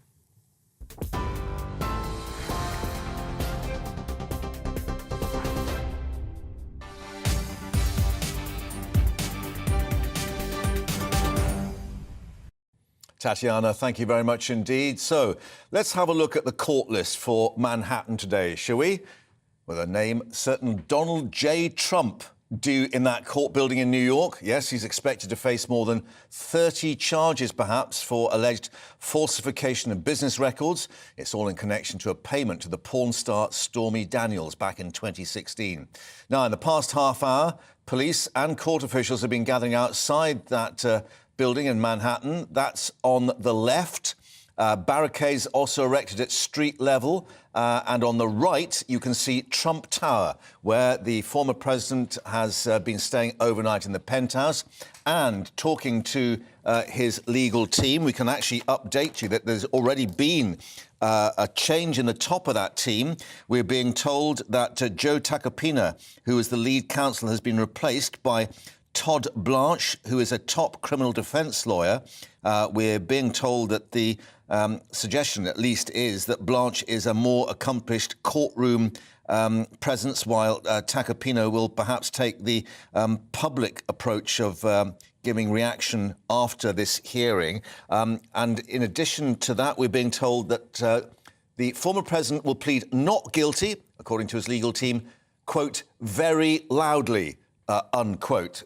So clearly that message is already being delivered. But just to update you that the judge in this particular case, Judge Juan Merchan, has said no phones, no digital devices, no cameras in the court, although reporters will be allowed to gather in the hallway outside before that arraignment begins. So clearly that's going to be, I think, the place to be. And again, security concerns, because the former president will have his Secret Service security detail with him as well. So it's all going to be quite busy in that particular location in the coming hours.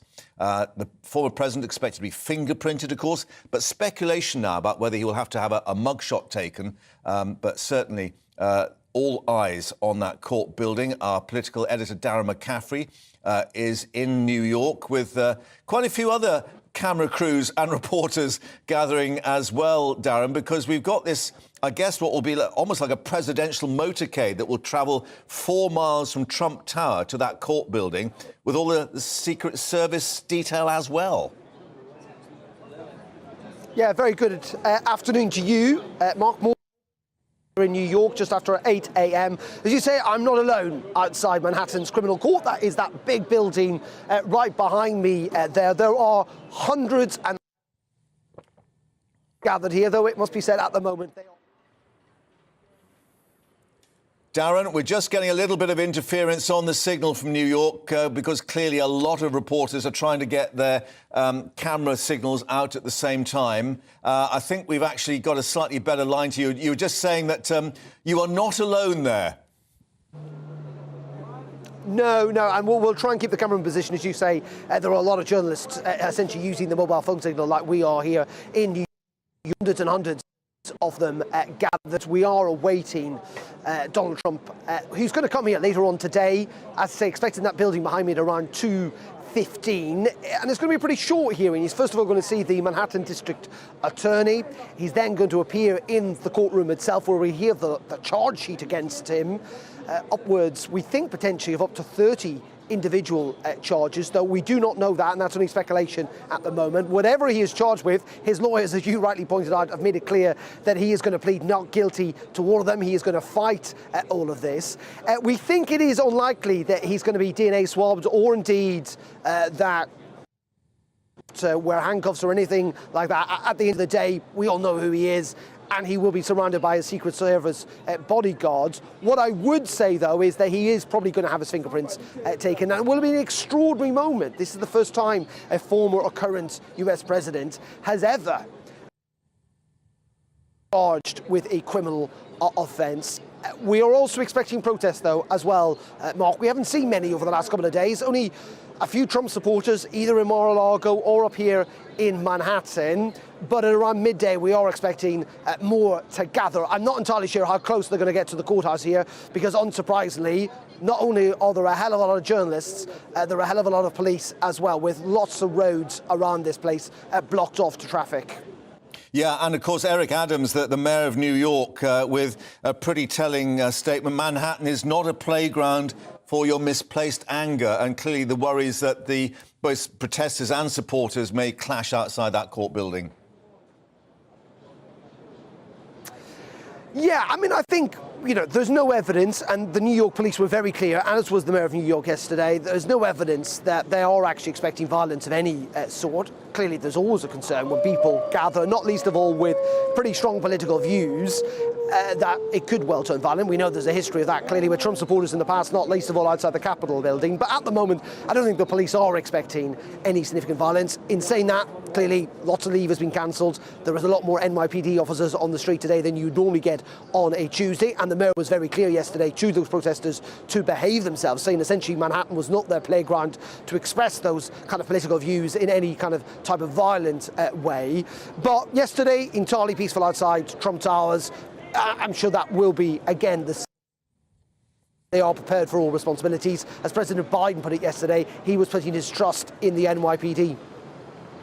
OK, thank you very much for the moment, Darren. Apologies, of course, for the breakup in the signal. As you say, everyone trying to get their signal out at the same time, so it's squashing everything a bit. But back to you, as we see and hear from Donald Trump, as we said, his lawyer saying he will plead not guilty very loudly. Our cameras too at Trump Tower to see that motorcade as it leaves, the usual blacked-out vehicles to travel that 4 miles. But let's speak now to Jake Hunsaker, who's a former Republican congressional candidate who joins us. Jake, thanks for your time. And I think the watchword, certainly in the Republican camp, is witch hunt.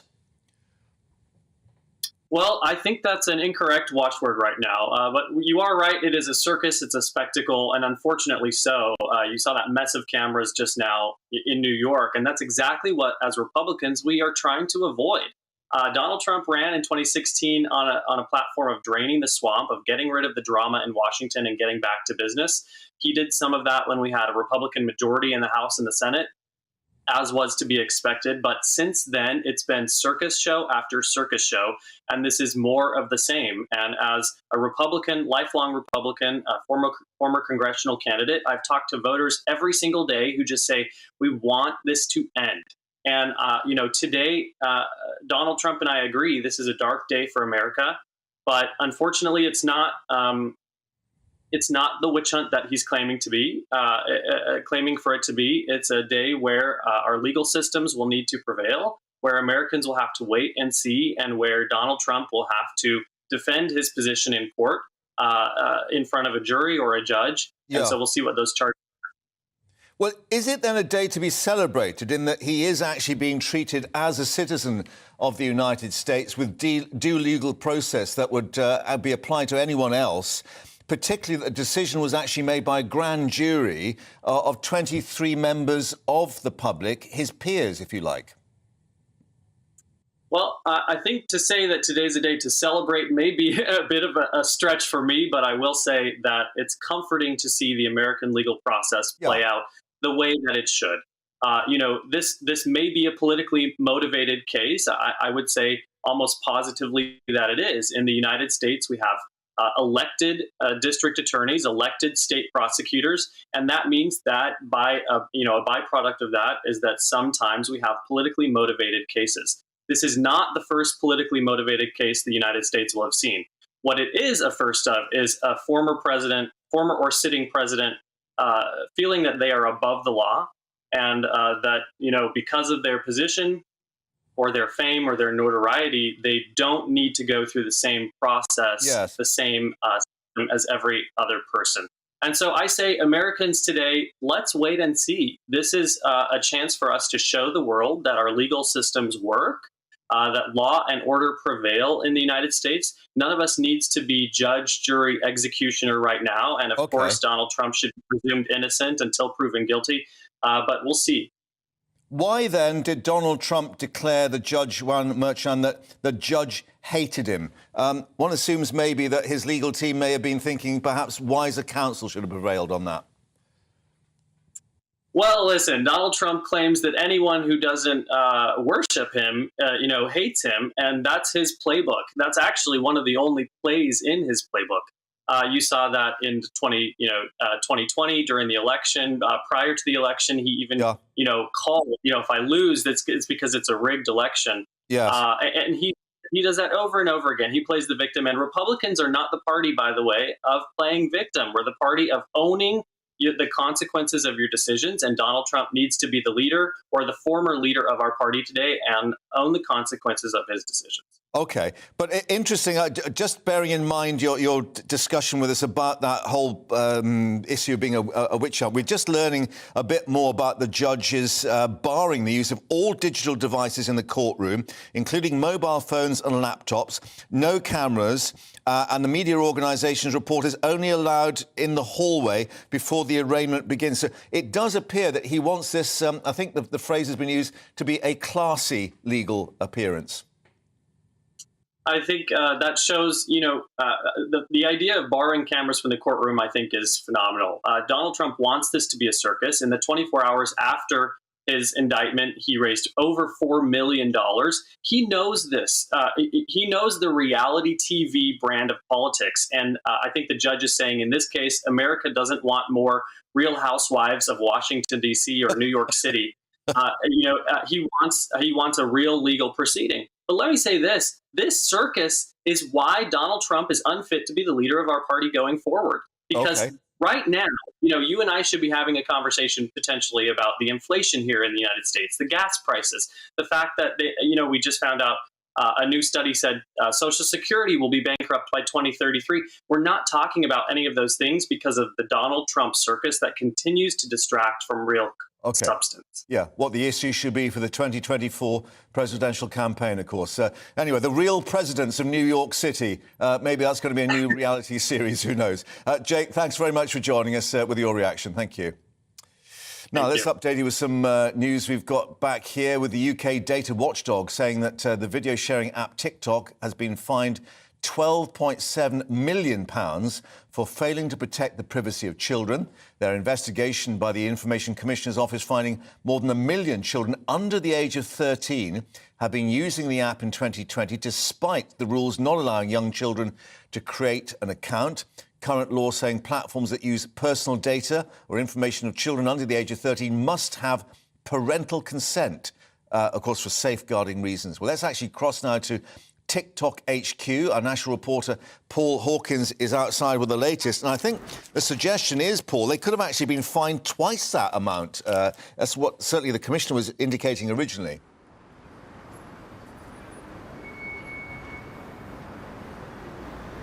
Yeah, absolutely. When a notice of intent was issued last September by John Edwards, he's the UK Information Commissioner, he said that they could be hit with a £27 million fine, and in the end it was £12.7 million, which, given TikTok made revenues of £1.2 billion last year, pretty small fry, to be honest. These are significant fines, though, in the context of the fines that have been issued by the ICO. And as you say, they relate to under 13s, 1.4 million under 13s using the app in 2020.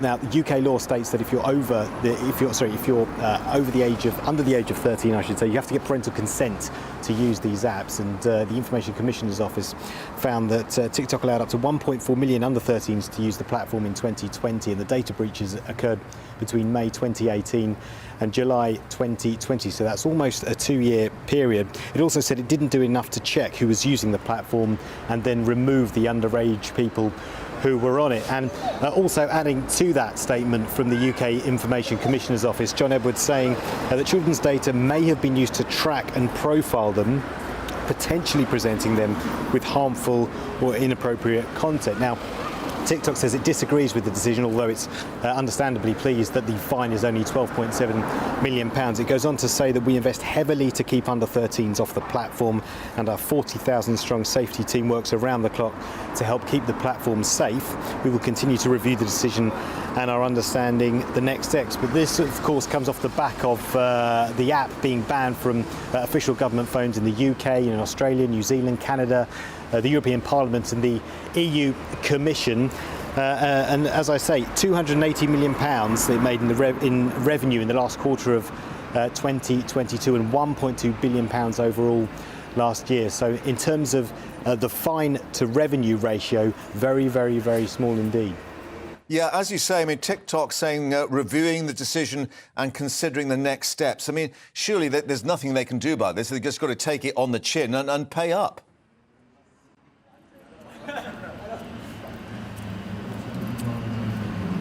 Yeah, absolutely. Yeah, and we should add as well, John Edwards, he's been the UK Information Commissioner since the start of the year before, since the start of last year, I should say, since the start of 2022. And he said only this year that he was going to start looking at other ways of punishing companies. In fact, he said he's not going to hit them with big fines anymore, these companies. Instead, he's going to go for a more preventative way of regulating them. It's less spectacular to hit them with fines, but more effective to prevent those harms at the start than it is to go around and beat them up afterwards and fine them into insolvency. So John Edwards, practicing what he's been preaching, in all honesty, issuing this fine of £12.7 million when he could have gone for £27 million in the first place, which by their standards would have been obviously quite significant, although in the context of TikTok's revenue, not that big.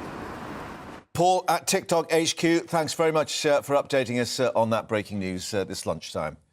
Well, also coming up, the critics and what they've got to say on the government's decision to halve the £500 million it had promised or pledged for social care in England. Our political reporter Olivia Utley with the latest on that. Stay with us.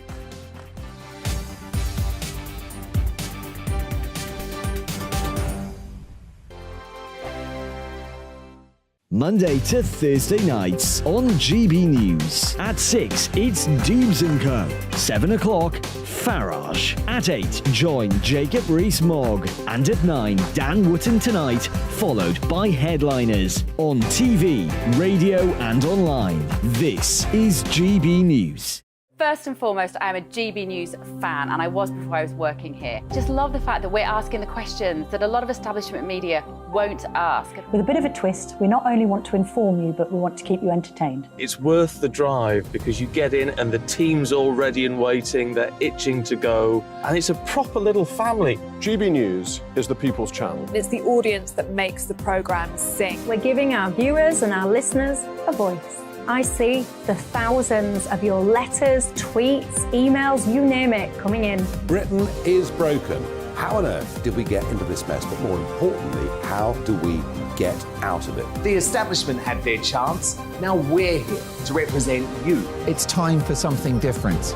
It's time for GB News. I'm very patriotic. I believe in Britain. Our best days lie ahead. Britain's watching. Britain's watching. Join us here on GB News. The People's Channel. Britain's news channel. Join me, Patrick Christie's, Monday to Friday, 3 till 6. We tackle the day's news agenda like you've never seen before. It's high tempo, high octane, the most controversial topics, and the best guests. You will not be able to take your eyes and ears off it. I'm not afraid to ask the questions that you really want answered. 3 till 6 p.m, Monday to Friday on GB News, the People's Channel, Britain's news channel. GB News has its own late-night paper preview show, Headliners, where comedians take you through the next day's top news stories. You don't have to bother reading the newspaper, we've got it covered for you. Headliners, every night at 11 p.m, and repeated every morning at 5 a.m. We won't send you to sleep like some of the other paper review shows out there. GB News, the People's Channel, Britain's news channel. Join me, Camilla Tominey, on Sunday mornings from 9:30, taking the politicians to task and breaking out of SW1 to see how their decisions are affecting you across the UK. Bursting the Westminster bubble every Sunday morning, only on GB News, the People's Channel. Britain's watching. I'm Michael Portillo. Join me on GB News on a Sunday morning for topical discussion, debate, arts and culture, and sometimes even ethical dilemmas. I don't always agree with you, Michael. Michael Portillo, Sundays on GB News, the People's Channel, Britain's news channel. I'm Andrew Doyle. Join me at 7 o'clock every Sunday night for Free Speech Nation, the show where I tackle the week's biggest stories in politics and current affairs with the help of my 2 comedian panellists and a variety of special guests. Free Speech Nation, Sunday nights from 7 on GB News, the People's Channel, Britain's news channel.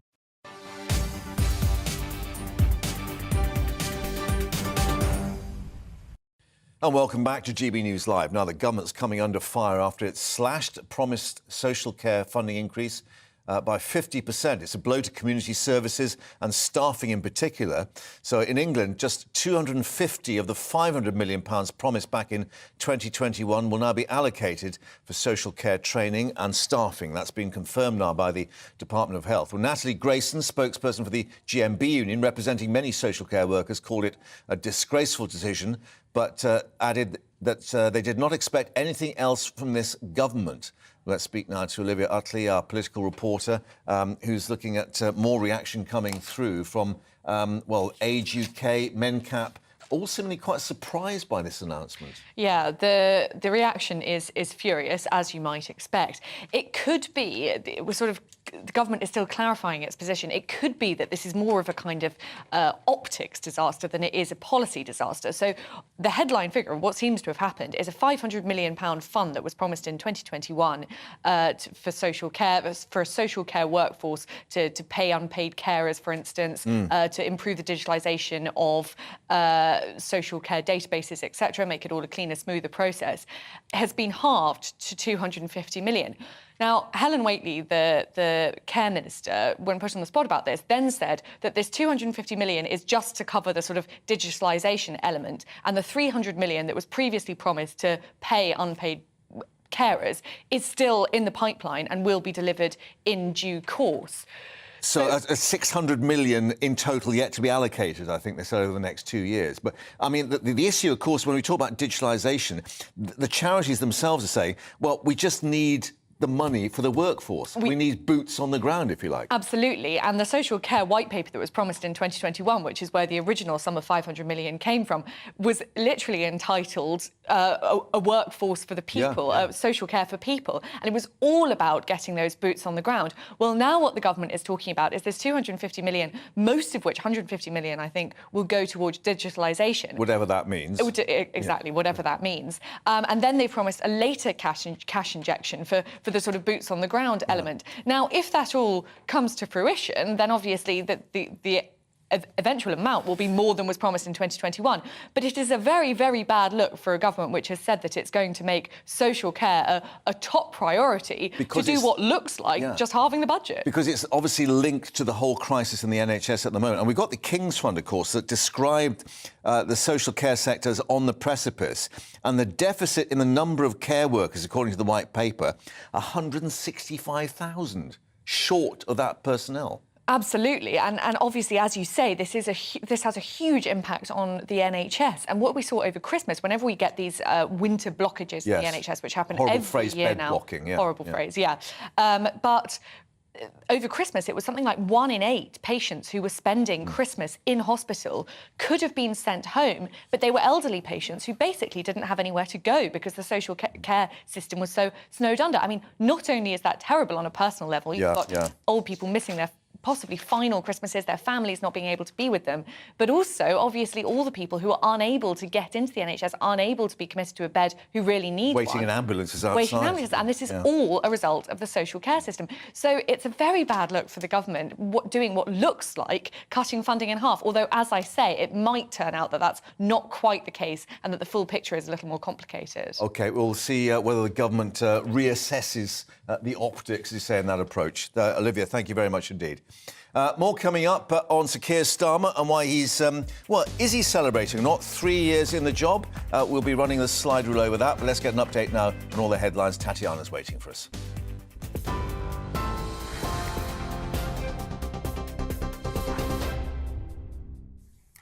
Mark, thank you and good afternoon. This is the latest from the GB newsroom. Donald Trump will make US history, becoming the first sitting or former president to face criminal charges.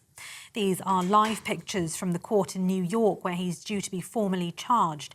He was indicted over an alleged hush money payment to adult film star Stormy Daniels before the 2016 election. His lawyer says he'll plead not guilty. A mother and stepfather have been convicted over the death of 2-year-old Lola James. She was attacked in her home in Haverfordwest in Pembrokeshire and died in hospital 4 days after suffering catastrophic brain injuries in July 2020. Carl Bevan was found guilty of murder and Sinead James guilty of allowing her death. They'll both be sentenced later this month. Police are investigating the death of a man who was shot in South London. The victim, said to be in his 20s, was found injured on Croydon Road in Mitcham in the early hours of this morning. He was taken to hospital but died a short time later. Police are appealing to anyone who may have seen something suspicious to get in contact with them. The Home Secretary could face a legal challenge over plans to house migrants on a barge. The government is expected to announce that a leasing agreement has been reached to use the Bibby Stockholm vessel in Dorset. The move, designed to free up hotels, will reportedly cost taxpayers more than £20,000 a day, accommodating more than 500 asylum seekers. And TikTok has been fined £12.7 million by the Information Commissioner's Office for misusing children's data. The ICO says up to 1.4 million children under the age of 13 were using the app in 2020, which contravenes the company's own terms of use. UK data protection law also requires the platform to seek consent from parents of young users. TV, online, DAB plus radio and on TuneIn. This is GB News.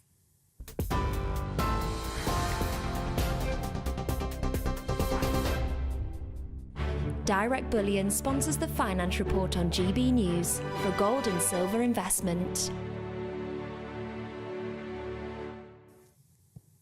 Here's a quick snapshot of today's markets. The pound will buy you $1.2483 and €1.1449.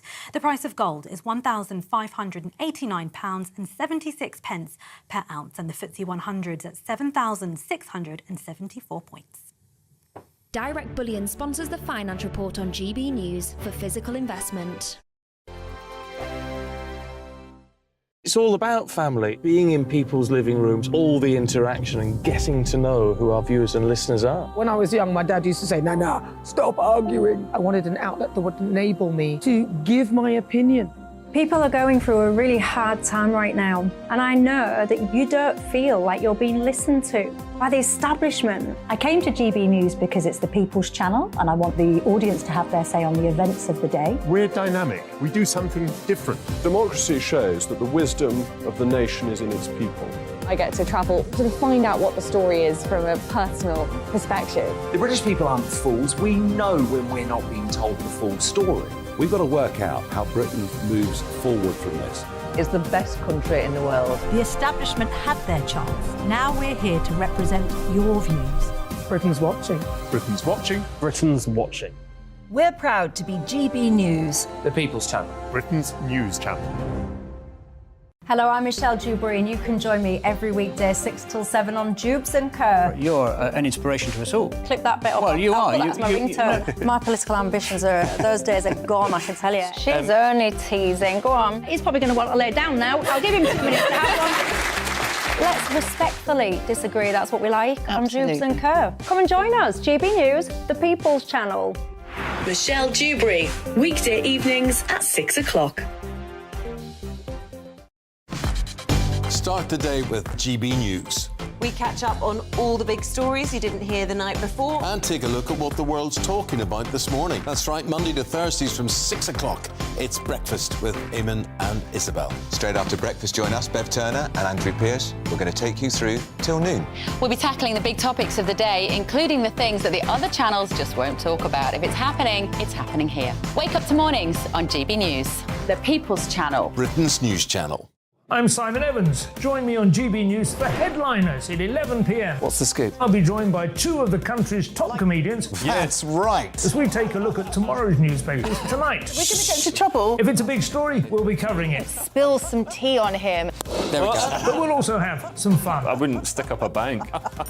My father didn't love me. So anyway. Headliners every night from 11 on GB News, the People's Channel, Britain's news channel. We've got a brand new lineup every Saturday night on GB News. From 6 p.m, I'll give you my unique take on the world today. Then at 7, it's me, Calvin Robinson, with my Common Sense Crusade. New to GB News is the Saturday 5. 5 times the opinion. Join us every Saturday from 8 p.m. as we debate the week's stories. With us 4, plus a special guest. And at 9, of course, it's Mark Dolan Tonight. Brand new Saturday nights on GB News, Britain's news channel.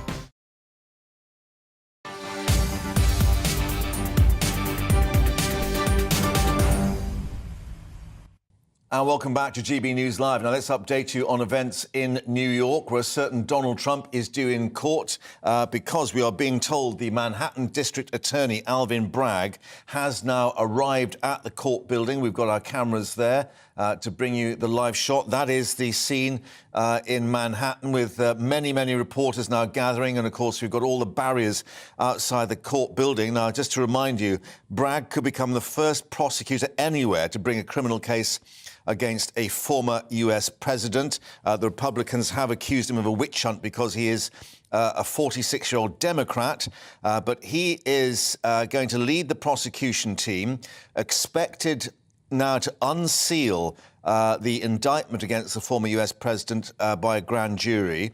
And this is when Trump and his defense lawyers will get a glimpse of the precise allegations being made against him, the 23 members of that grand jury. Some reports have suggested there could be 30 separate charges on that particular arraignment. Separately, we're being told by Trump's legal team that all of his lawyers will be in the courtroom today. This is Joe Tacopina, who was his lead counsel, confirming he will now be joined by Susan Nicheles and the newly appointed lawyer Todd Blanche.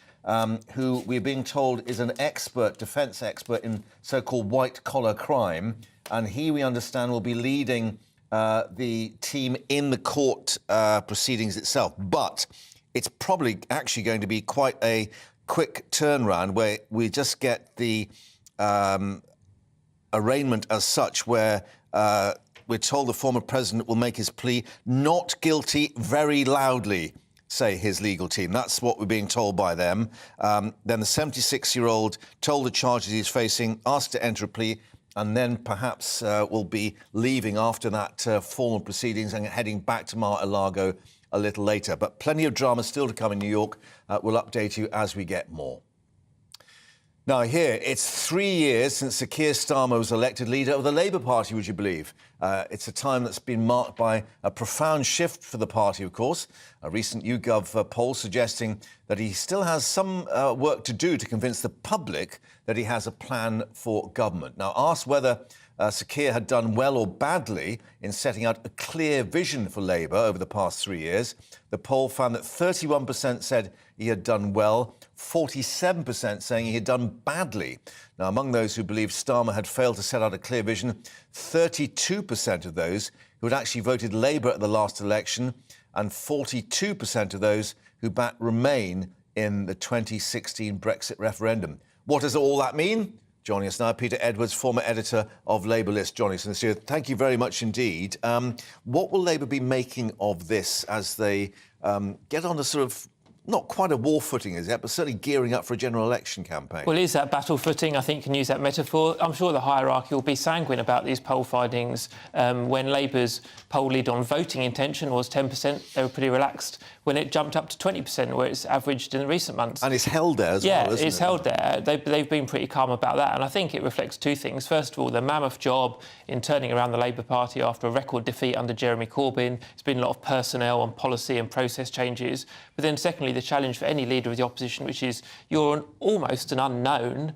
You have a Prime Minister and a Cabinet who are guaranteed coverage every day, and it takes a bit of time to set out your vision and your agenda. And is it because UK politics have become more presidential in that respect, that it's seen as Sunak versus Starmer rather than Conservatives versus Labour? There's some truth in that. I mean, in my lifetime, and I'm 40, of course it's become more presidential, but I think that's a particular focus of when you go into a general election. So over the lifetime for Parliament, you talk about lots of individual policies, crime today on a regional visit. Yeah. We've heard a lot about Suella Braverman and boats and some things, that, which to my mind, boats and barges, which sound ridiculous and dog whistle politics, but that's policy in the round. The closer you get to general election, it's all about who's going to lead this great country. And the thing that, you know, of course, there might be one or two stats in that report that prompt maybe tough questions from broadcasters, but the one that gave me reassurance is the proportion who support Keir Starmer's vision or think he does have a clear vision has doubled.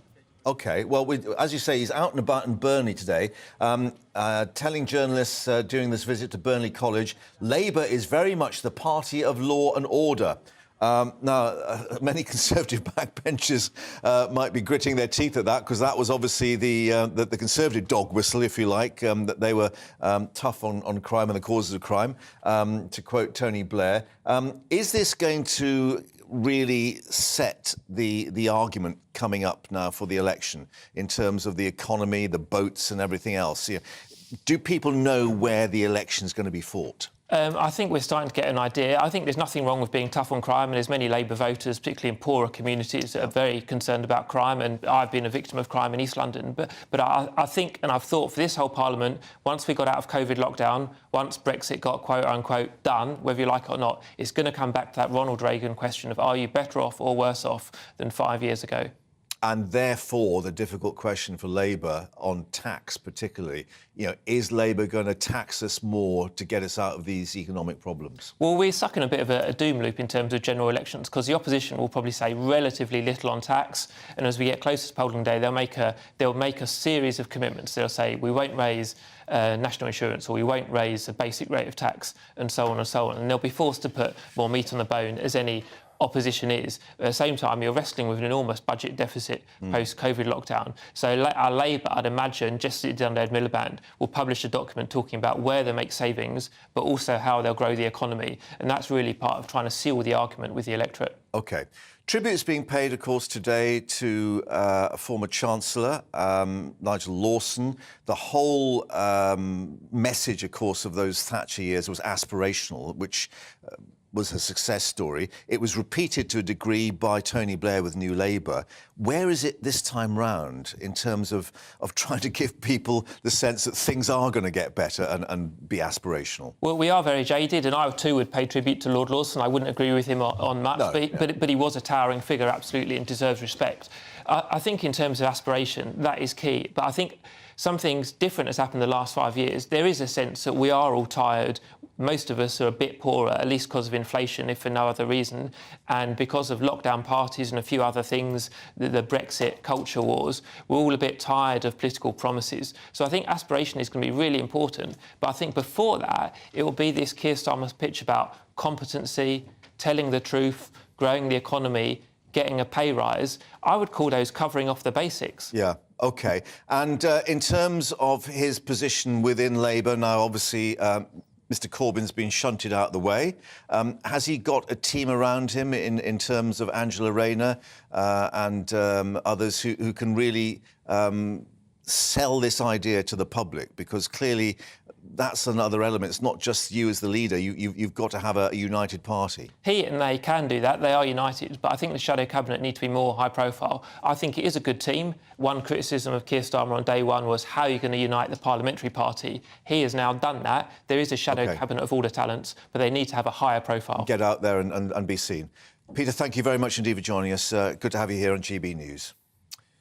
Now, let's actually reflect that today is the day that Finland becomes the 31st member of NATO, that military alliance. The country had applied along with Sweden last May, all in response, of course, to that invasion of Ukraine by Russia. Finland sharing that long border with Russia. Well, NATO Secretary-General Jens Stoltenberg in Brussels to say we will raise the Finnish flag for the first time at NATO headquarters. It's a good day for Finland's security, for Nordic security and for NATO as a whole. I think we can go to it live now. And there is indeed the Finnish flag along the US flag and the NATO flag. Let's have a listen in.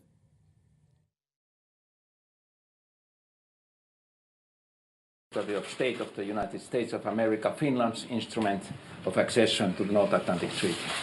Please, Secretary Blinken. Thank you very much. Well, with receipt of this instrument of accession, we can now declare that Finland is the 31st member of the North Atlantic Treaty. I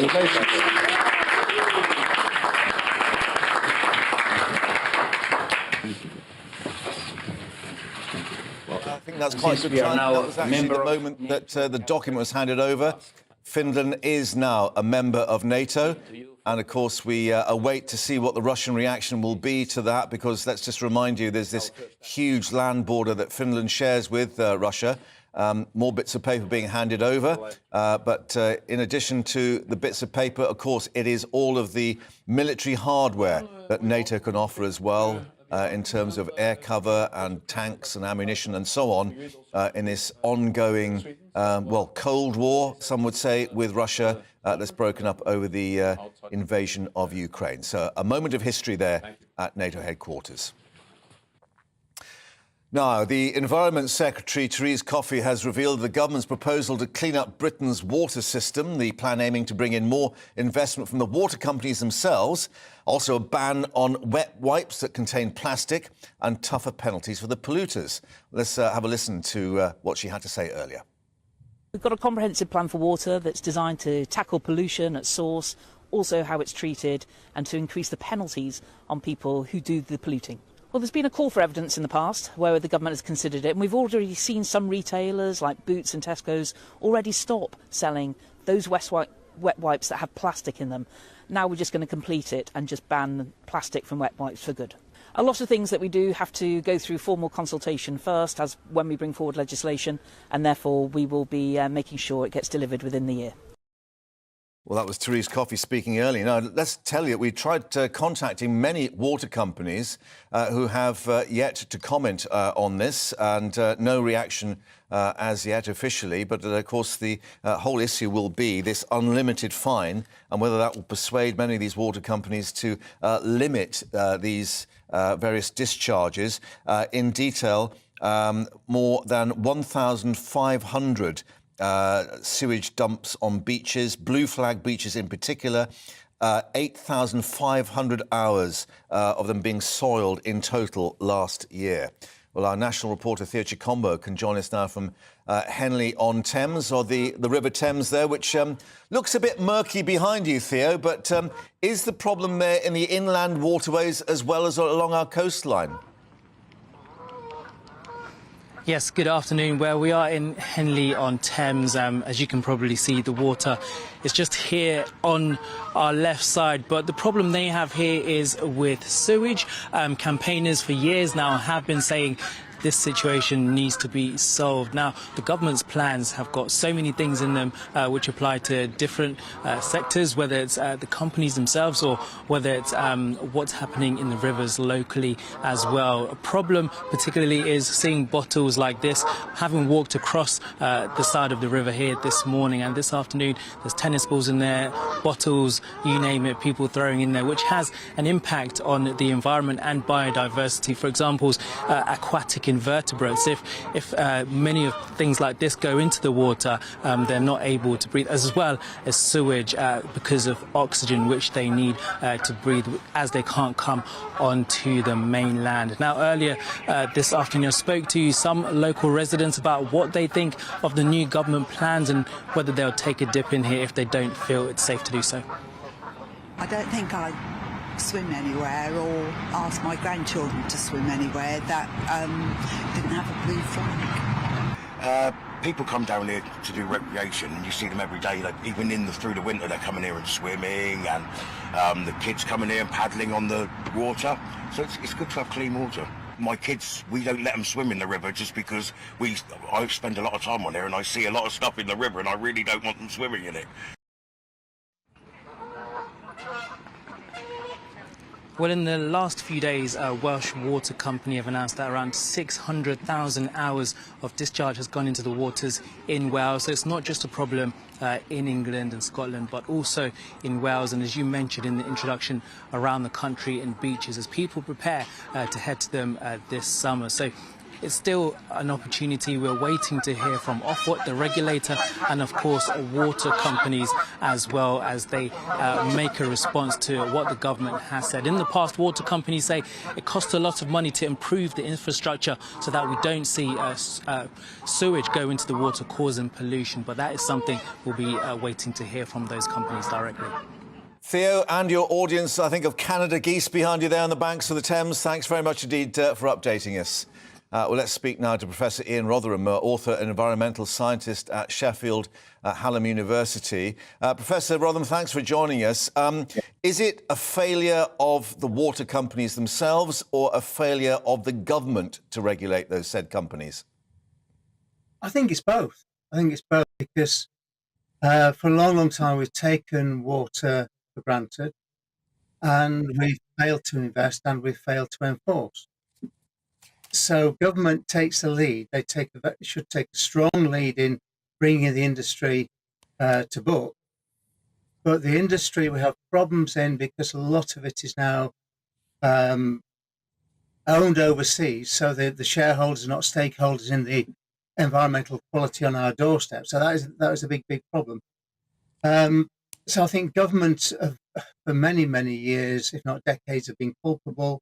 But also the industry has failed to deliver what we deserve and what we need. So this announcement or expected announcement from Therese Coffey about the unlimited fines, is that going to be enough to turn the situation around? Will they take notice?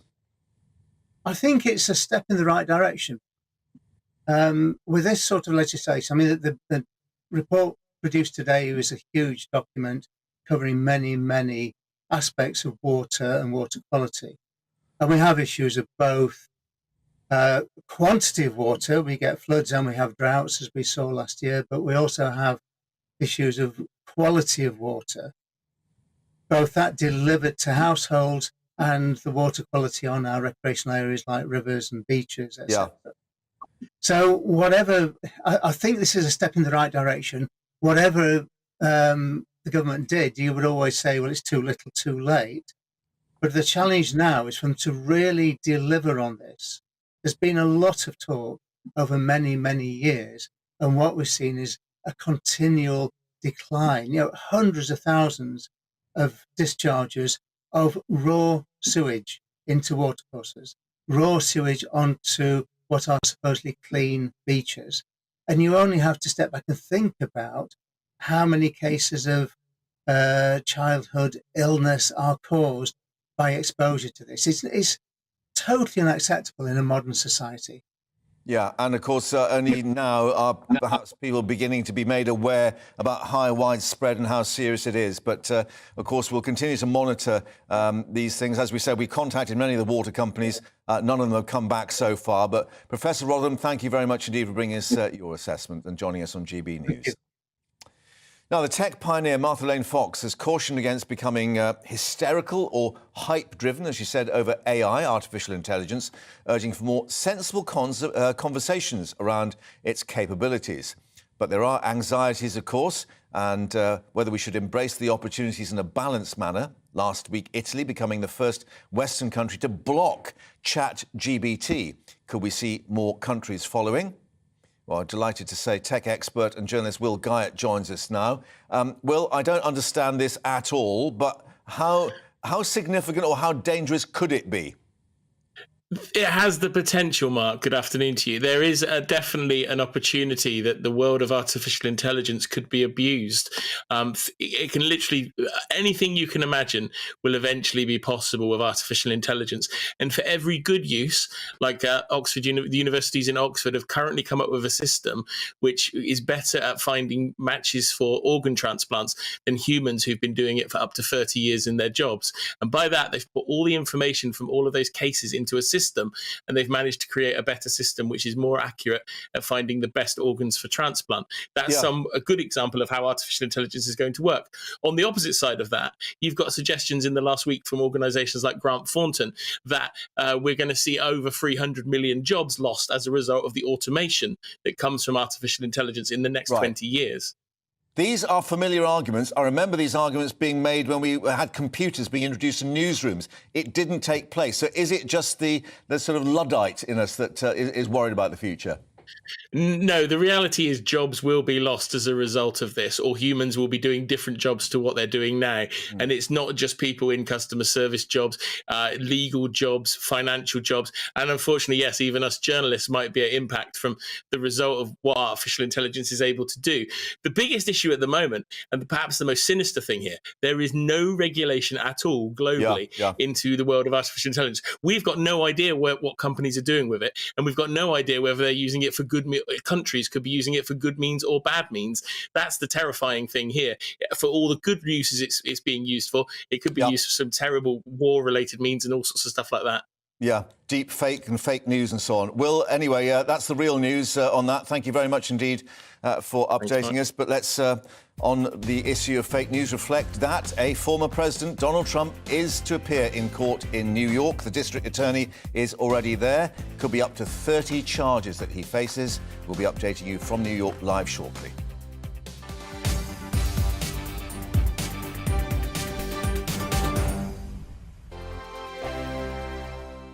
I joined GB News because I was sick and tired of not hearing my views being represented, not just mine, but so many people that I knew and spoke to. I just couldn't get my voice out there. I couldn't say anything. I couldn't do anything. Whatever the narrative was, I kind of had to follow it. GB News is there to provide a voice for those who have been ignored by the establishment media. We think different things. We've got a different style. GB News is here to be optimistic and positive about the future. It's real kind of dynamic and flowing, with the audience very much at the heart of it, like a big family. Here at GB News, we talk about the things that matter to you. Hearing the voices from right across our towns and cities, especially our towns. All sides of the argument represented with a heavy dose of opinion. We're on a mission here to make a difference. And the GB News family really is here for you, and whatever time of day you can watch or listen. Britain's watching. Britain's watching. We're proud to be GB News. The People's Channel. Britain's news channel. Westminster is going around in ever-decreasing circles, followed by the media. Britain is broken. How on earth did we get into this mess? But more importantly, how do we get out of it? Join me at 7 p.m. Mondays to Thursdays on Farage. Here on GB News, we will have open, rational debate. We've got to work out how Britain moves forward from this. Join us here on GB News, the People's Channel. Britain is watching. You've probably seen politicians interviewed 1,000 times, but we do it differently. We find out who they really are, we don't shout, we chat, and hopefully we bring a bit of light, not just heat. Did you know Kate Moss? Apparently. Do you have a pair of jeans or a pair of jeans? No, of course I don't. What would I do with them? My friends are like, oh my God, what's she doing now? Join me every Sunday at 6 for Gloria Meets, only on GB News, the People's Channel, Britain's news channel. I'm Jacob Rees-Mogg, the Member of Parliament for North East Somerset and a former government minister. For years, I've walked the corridors of power in both Westminster and the City of London. I campaigned in the largest democratic vote in our island story. I know this country has so much to be proud of. We need to have the arguments, the discussions on how we make it better. The wisdom of the nation is in its people. Vox Populi, Vox Dei.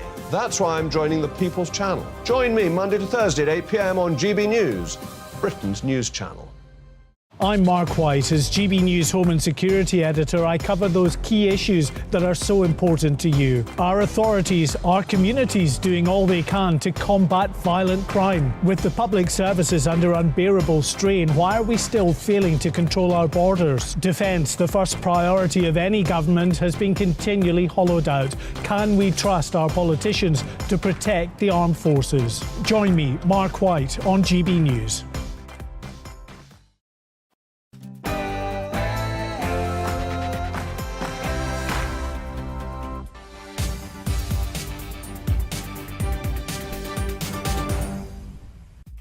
It's 2 o'clock. Very good afternoon. You're with GB News Live with me, Mark Longhurst, and coming up for you this Tuesday afternoon, the biggest show in town.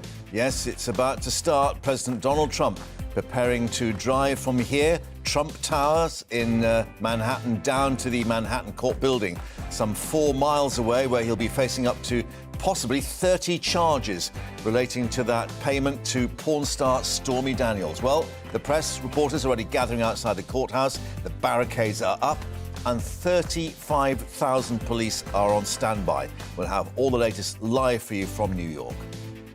It's 3 years, would you believe it, since this man, Sir Keir Starmer, took over Labour, marking a time of the party moving away from Momentum and Jeremy Corbyn. We'll be reflecting on his time and seeing how he'll be faring, perhaps in the next general election. And staying with politics, tributes paid to former Chancellor Nigel Lawson, the man described by Margaret Thatcher as unassailable after his death at the age of 91. We're speaking with former Brexit Secretary David Davis about the legacy of a giant in Tory politics.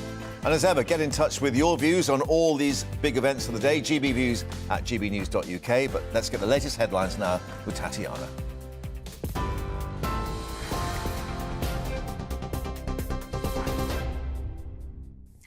Mark, thank you and good afternoon. It's 2 minutes past 2. This is the latest from the GB Newsroom. Donald Trump will make US history, becoming the first sitting or former president to face criminal charges. These are live pictures now from New York, where he'll be formally charged, fingerprinted, and could also possibly have his mugshot taken. He was indicted over an alleged hush money payment to the adult film star Stormy Daniels before the 2016 election. His lawyer says he'll plead not guilty. Former Republican congressional candidate Jake Hunsaker says Republicans are tired of the Trump circus. That's exactly what, as Republicans, we are trying to avoid. Donald Trump ran in 2016 on a platform of draining the swamp, of getting rid of the drama in Washington and getting back to business. He did some of that when we had a Republican majority in the House and the Senate, as was to be expected. But since then, it's been circus show after circus show, and this is more of the same. And as a Republican, lifelong Republican, former congressional candidate, I've talked to voters every single day who just say, we want this to end. The Home Secretary could face a legal challenge over plans to house migrants on a barge. The government is expected to announce that a leasing agreement has been reached to use the Bibby Stockholm in Dorset, which can accommodate more than 500 people. The move, designed to free up hotels, will reportedly cost taxpayers more than £20,000 a day. A mother and stepfather have been convicted over the death of 2-year-old Lola James. She was attacked in her home in Pembrokeshire and died in hospital 4 days after suffering catastrophic brain injuries in July 2020. Carl Bevan was found guilty of murder and Sinead James guilty of allowing her death. They'll be sentenced later this month. Police are continuing to investigate the death of a man who was shot in South London. The victim, said to be in his 20s, was found injured on Croydon Road in Mitcham in the early hours of this morning. He was taken to hospital but died a short time later. Police are appealing to anyone who was in the area who may have seen something suspicious to come forward. TikTok has been fined £12.7 million by the Information Commissioner's Office for misusing children's data. The ICO says up to 1.4 million children under the age of 13 were using the app in 2020, which contravenes the company's own terms of use. UK data protection law also requires the platform to seek consent from parents of young users. Finland has now officially become a member of NATO.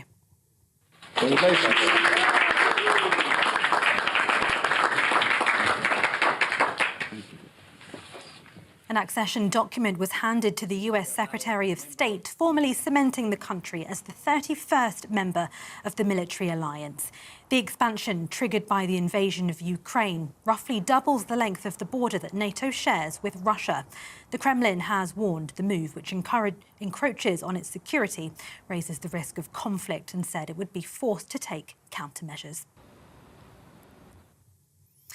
Halving social care funds in England has been described as a betrayal, with the Labour leader accusing the government of breaking promises. In December 2021, at least £500 million was pledged to help transform support for the social care workforce. That's been cut because of rising costs and trouble recruiting staff. Environment Secretary Therese Coffey says there is money available to be used where social care needs that funding. There's an investment of about £7.6 billion, is my understanding, going into social care. We're creating a lot more opportunities for not only jobs, but of course the necessary care that people need. So there's quite a lot of money that hasn't already been spent that is going to be used to make sure that we target our interventions on where social care is needed the most. The government is setting out a new plan to ensure clean and plentiful supply of water for the future. The government wants to see more investment from water companies as well as tougher enforcement for those who pollute. It also could see a ban of plastic in wet wipes and restrictions on substances in textiles, cleaning products and paints. Liberal Democrat leader Sir Ed Davies says he's sceptical of the government's plans. Well, the Conservatives first announced they were banning wet wipes 5 years ago. Then they re-announced it, and this is the third time it's been announced. They've consulted on it twice and then not proceeded with it. So I think voters, even lifelong Conservative voters, will say, don't take us for fools. And they'll say to the Conservatives, you've had your chance, you've failed, you continually fail. We want clean rivers, we want clean seas, and you're not up to it. This is GB News. We'll bring you more news as it happens. Now, though, it is back to Mark.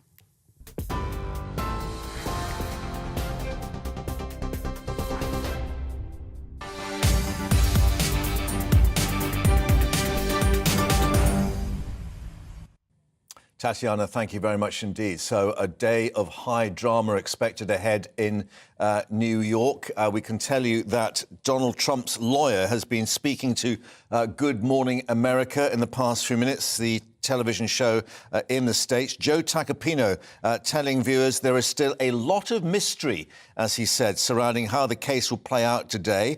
Tacopino, of course, had been his lead counsel until being replaced overnight, we understand, by a certain Todd Blanche, who is an expert in white-collar crime.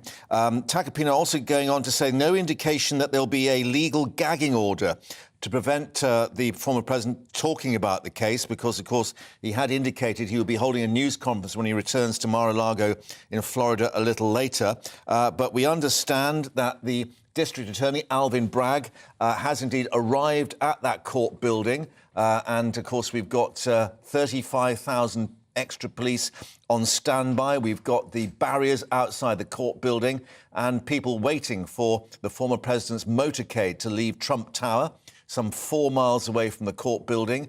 He will be with a Secret Service outriders and all the blacked out vehicles as ever because of security concerns, with the Mayor of New York, Eric Adams, saying Manhattan is not a playground for your misplaced anger. So a message there to possible protesters or supporters. We have to say we've not seen that as yet on the streets of New York. Indeed, let's actually speak now to our political editor, Darren McCaffrey, who's there with just a few other reporters. Darren, awaiting that motorcade from Trump's Tower, and the numbers starting to grow a bit. Yeah, just one or two of the journalists outside the Manhattan Criminal Court here in New York. As you say, we're still quite a few hours away from President Trump arriving here. He's not expected until close to around 2 o'clock local time. That's 7 o'clock your time. And it's going to be a pretty brief appearance. He's going to meet, as you say, with Manhattan's district attorney. First of all, he's then going to appear in the courtroom. Preceding that, he will probably have his fingerprints taken, but in the courtroom, he'll finally find out what the charge sheet is against him. Lots of rumours it could be up to 30 individual charges.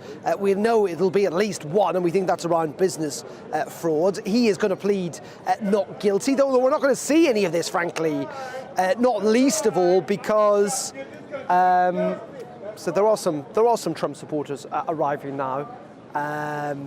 And we're expecting that to happen later on. As I was saying, though, we are expecting him to plead not guilty in that courtroom. First ever former or current US president to be charged with a criminal indictment. And then he'll be free to go. He will be free to return to Florida, where he's going to address his supporters a little later on tonight. We'll get a better sense of what he has to say about this. But as I say, we're not really going to see what actually happens in court. Cameras are going to be allowed outside, but not inside. There will be reporters in the public gallery, as well as some New Yorkers probably as well. But phones have been banned, so we're not really going to see Donald Trump in the dock, if you like. Yeah. There's some suggestions from Yahoo News, which is one of the online news sources in America, being reported by various outlets there, that it could be 34 felony accounts for falsifying business records, according to what they say is leaked information. Where they've got that from, we don't know. However, we were being told, obviously, that the whole hush money issue wasn't, in fact, the crime as such, the alleged payment to Stormy Daniels, it was the porn actress. It was how then that was recorded in terms of a business expense, allegedly. Yeah, indeed, and this has all got to do with essentially the campaign of 2016. I mean, that alleged affair with Stormy Daniels happened quite a long time ago, but during the 2016 presidential election, when it must be said, frankly, it did look like it was going Donald Trump's way in terms of the opinion polls, hush money was paid to Stormy Daniels to stop her talking about any alleged affair. It's an affair, it must be said, that Donald Trump has denied has ever taken place. While that in itself, as you say, is not a crime, it is not a crime to pay someone to not say anything, to send an NDA, if you like, a non-disclosure agreement. It's the way that it was. Well, Darren was mid-sentence there, and I'm afraid the technology's let us down again because so many reporters are trying to say so much at the same time in New York that obviously the systems can't cope with it. And one or two more reporters will be attending there, of course. We are being told by the judge no cameras or electronic devices, including mobile phones or computers, in the courtroom itself. But there will be some reporters allowed in the corridor outside before that arraignment hearing. So there's going to be a bit of a bonfire outside there, but plenty more, of course, on the sidewalk, as they call it, outside the court building at the moment. We'll keep you updated on those events in New York. But let's reflect now on the tributes that are being paid to the former Conservative Chancellor Nigel Lawson after his death at the age of 91. Serving, of course, as Margaret Thatcher's Chancellor from 1983 until his resignation 6 years later, and then sitting in the House of Lords as Baron Lawson of Blaby until he retired from politics back in December. Well, the Prime Minister, in his tribute, tweeting, "One of the first things I did as Chancellor was hang a picture of, yes, Nigel Lawson, above my desk. You can see it on the left of the picture, holding the red box there outside number 11. Rishi Sunak saying he was a transformational Chancellor and an inspiration to me and many others. My thoughts are with his family and friends at this time. Well, the current Chancellor, Jeremy Hunt, has also tweeted to say Nigel Lawson was a rarity amongst politicians, someone who transformed our thinking as well as transforming our economy. Since he stepped down as Chancellor, his shoes have been impossible to fill, but he inspired all his successors, leaving the country more prosperous and enterprising. Well, let's speak now to former Brexit Secretary and MP for Halton Price and Howden, David Davis, who joins us. Thank you very much indeed for your time, Mr. Davis. With a reflection that we remember that phrase unassailable. Clearly he wasn't, in that he went eventually, but it seems that his reputation now is becoming unassailable. Yes, I mean, in my view, he's without doubt the greatest Chancellor Exchequer of the 20th century. I mean, I can think of nobody who comes close. I mean, the only person who served longer was David Lloyd George, and he wasn't known for the sort of intellectual cut that Lawson brought to the job. And he was, I mean, this point about him being transformational, that Jeremy Hunt and I think also Rishi referred to, the things he did really were copied around the world, whether it was privatization or whether it was monetary policy or whether it was tax policy. All of these things were emulated. I mean, he's famous. I mean, his most famous budget was the first of his that I observed, the 1988 budget, where he cut top rates of income tax, normal rates of income tax, everything. And what happened? The economy expanded. The economy suddenly took off in the so-called Lawson boom. And a lot of people subsequently have tried to copy him, albeit sometimes without understanding quite what he did. I mean, he was a formidable character, in my view, the cleverest of the Thatcher cabinet. And that was a pretty big recommendation. I was going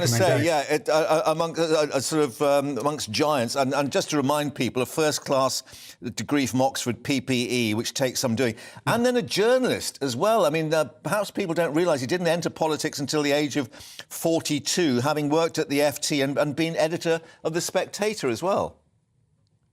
Yeah, in this day and age, you'd be thought to be past it at 42. Yeah, or become a journalist after a career in politics. I don't know.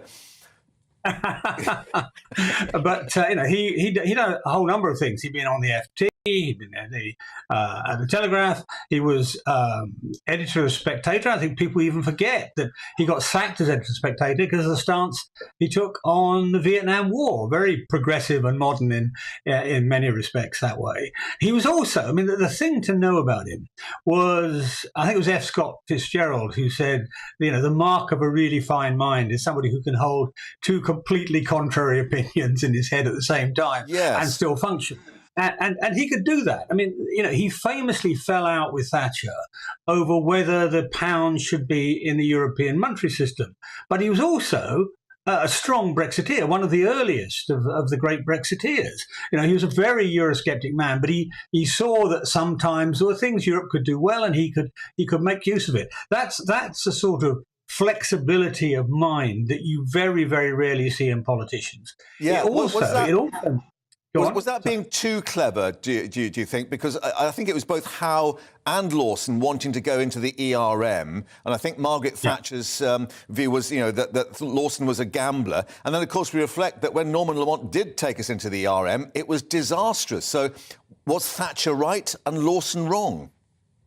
Well, bear in mind, we went under the ERM under Margaret Thatcher, in my judgment, at the wrong rate. I mean, I was actually a very, very junior PPS at the Treasury at the time. And when we were told about this in the morning, I said, well, where did we pick this rate from? And somebody said, oh, it was the trade-weighted average over 10 years. What's that going to do with anything? So no, I think he would have done it better. He would have managed it better. But the other thing about him was he was also very good at recognising when he did make a mistake. So the so-called Big Bang was much of his creation. And one of the things that did was to reverse what used to be called the sort of Glass-Steagall rules, which kept investment banks separate from high street banks. So, the investment bankers couldn't gamble with your money and my money, basically. And they released that. And he didn't think what would happen did happen, which was eventually the 2008 crisis. But after it happened, he said, "Well, we didn't think of that. We got that wrong." How many politicians just turn around and say, "Well, I got that wrong"? I mean, I can't think of one in this day and age. And, of course, he gave us all British Gas shares as well, and tell Sid about it and all that, which was a real sea change. But David Davis, thank you for joining us and paying your tribute, of course, and many others have joined in that, in remembering Nigel Lawson, a great man, a giant of politics. Thanks very much indeed. Now, let's reflect on some news coming in with Finland having officially become a member of NATO. We had that picture for you coming in about half an hour ago. That was the occasion, these pictures live, the accession document handed to the US Secretary of State to cement the country as the 31st member of this key military alliance. This is the picture there in Brussels, where the sun is shining. The flags are there. Finland now joining those other flags under the NATO panoply. And, of course, one wonders what the reaction will be now from the Kremlin, because there is this huge land border that Finland shares with Russia. And it's not just the political accession. Of course, Finland now has access to all the military might of the NATO alliance. Remember, of course, an attack on one member is an attack on all. And clearly that was the worry for Russia, particularly with Sweden perhaps being the next to join, as to what that would mean in tilting the balance across Europe before, of course, Russia went into Ukraine and changed everything. So clearly an advancement in terms of NATO expansion, as the Russians would see it, or NATO security, as Brussels would see it. More reaction to that coming up. But let's return now to New York and what we are expecting in these coming hours. Joining us now, Bob Mulholland, campaign advisor for the California Democratic Party. And, Bob, we've heard from the Republicans already, who've obviously been waving the flag of witch hunt. But there is a problem for the Democrats, isn't there, in that the district attorney who's going ahead with this case is a Democrat, or a high-profile Democrat as well, and therefore the suspicions that this is politically motivated. Well, of course, that would be the political charge by the Trump people. But this is a sad day for America. Trump looks like a third-world dictator with sex and financial charges against him. Hey, ultimately, it's not the district attorney. It could be a jury of 12 American men and women that will make this decision. I don't know if the trial will be this year or next year, but if I was Trump, assuming he's correct, that he never had an affair, then he should have the trial right away and get it over with and claim victory. Yeah, although, I mean, technically, as I understand it, under New York state law, the issue is not essentially the payment, but what the payment was then recorded as, and whether there's been alleged business fraud. Yes, that's a big problem. The old story is it's not the crime, it's the cover-up, and Nixon was one of the people that paid a price for that. And I don't know, and I've been in politics since Vietnam, I don't know how many politicians keep making this mistake, which is just, if you think somebody's going to catch you, just admit to it, get in front of the mic and say, I did it, I'm sorry, and I'll face the consequences. But instead, most of these people, including Trump, but Trump has done this all his life, and so far he's been lucky. And this is the first time where he actually has a number of felony charges. And the interesting thing about this is, under American law, you're facing felony charge, you have the right to remain silent, but Trump won't. Yeah, we understand from his legal team that he will plead not guilty very loudly. That's what his legal team have said. Suggestions from New York, it may be 34 separate charges on the arraignment. And one wonders, how long that's going to take to get through the legal process, bearing in mind that we've got a presidential race of 2024 coming up. Yeah, this is a real problem for other Republican presidential candidates who can't get any press attention. From what I read and hear is the Trump defense team is planning on filing motion after motion to try to slow this thing up. And so this thing could go into next year. And that's a problem for the Republicans in general. This pick up the newspaper every day with more news about Trump and Stormy Daniels. It will be good, though, for the American public, especially young people, if there is a trial with Stormy Daniels in the witness stand. And is it good for Biden and the Democrats in that everyone will be talking about Trump? And we know that his, I think his funds have been swollen by $4 to $5 million, 16,000 extra staff coming on to help with that presidential campaign when it starts. is Joe Biden sort of on the sidelines on this? Not really, because he's the president and he'll be doing things all the time for Medicare, saving Social Security. This could be like a NASCAR race where there's a little accident and there's a yellow caution flag, so all the Republicans got to slow up and just keep driving behind Trump. Trump's going to milk this media. It's just unbelievable how even today, after he gets back to Florida, he's going to hold a rally. And obviously the judge can say what, in the American system, the judge has the final say. And I don't know if the judge is going to tell him to shut up or not. Just picking up on what you were saying, first of all, I mean, putting the bipartisan politics to one side, I mean, how important is this for the whole American social political system? As you reflected, this is the first time this has happened. Misdemeanors from Kennedy to Nixon and so on, where it was just the president moving on or shot, as happened to Kennedy. They never had to actually stand up in court and face the legal process effectively as any other citizen did. I think every law school in America will be watching this very closely because it's going to be I think we may have lost Bob there. Bob, apologies, we've lost the link, but I think Bob was obviously indicating the interest that's going to be shown in a legal sense as the first time this has happened for a former president to face charges, of course, as a citizen, effectively. But we are being told to remind you from the legal team representing Trump that he will plead not guilty, quote, very loudly. More to come from New York as we get it. Also coming up, 3 years of Sir Keir Starmer. We'll be looking at what he's achieved for the Labour Party and what it means for a forthcoming general election.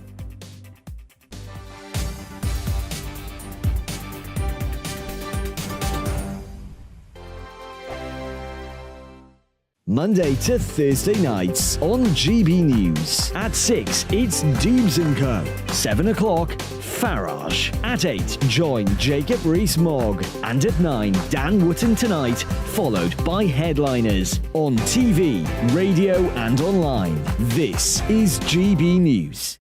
First and foremost, I am a GB News fan, and I was before I was working here. Just love the fact that we're asking the questions that a lot of establishment media won't ask. With a bit of a twist, we not only want to inform you, but we want to keep you entertained. It's worth the drive because you get in and the team's all ready and waiting, they're itching to go, and it's a proper little family. GB News is the People's Channel. It's the audience that makes the programme sing. We're giving our viewers and our listeners a voice. I see the thousands of your letters, tweets, emails, you name it, coming in. Britain is broken. How on earth did we get into this mess? But more importantly, how do we get out of it? The establishment had their chance. Now we're here to represent you. It's time for something different. It's time for GB News. I'm very patriotic. I believe in Britain. Our best days lie ahead. Britain's watching. Britain's watching. Join us here on GB News. The People's Channel. Britain's news channel. Join me, Patrick Christie's Monday to Friday, 3 till 6. We tackle the day's news agenda like you've never seen before. It's high tempo, high octane, the most controversial topics, and the best guests. You will not be able to take your eyes and ears off it. I'm not afraid to ask the questions that you really want answered. 3 till 6 p.m, Monday to Friday on GB News, the People's Channel, Britain's news channel. GB News has its own late-night paper preview show, Headliners, where comedians take you through the next day's top news stories. You don't have to bother reading the newspaper, we've got it covered for you. Headliners, every night at 11 p.m, and repeated every morning at 5 a.m. We won't send you to sleep like some of the other paper review shows out there. GB News, the People's Channel, Britain's news channel. Join me, Camilla Tominey, on Sunday mornings from 9:30, taking the politicians to task and breaking out of SW1 to see how their decisions are affecting you across the UK. Bursting the Westminster bubble every Sunday morning, only on GB News, the People's Channel. Britain's watching. I'm Michael Portillo. Join me on GB News on a Sunday morning for topical discussion, debate, arts and culture, and sometimes even ethical dilemmas. I don't always agree with you, Michael. Michael Portillo, Sundays on GB News, the People's Channel, Britain's news channel. I'm Andrew Doyle. Join me at 7 o'clock every Sunday night for Free Speech Nation, the show where I tackle the week's biggest stories in politics and current affairs with the help of my 2 comedian panellists and a variety of special guests. Free Speech Nation, Sunday nights from 7 on GB News, the People's Channel, Britain's news channel.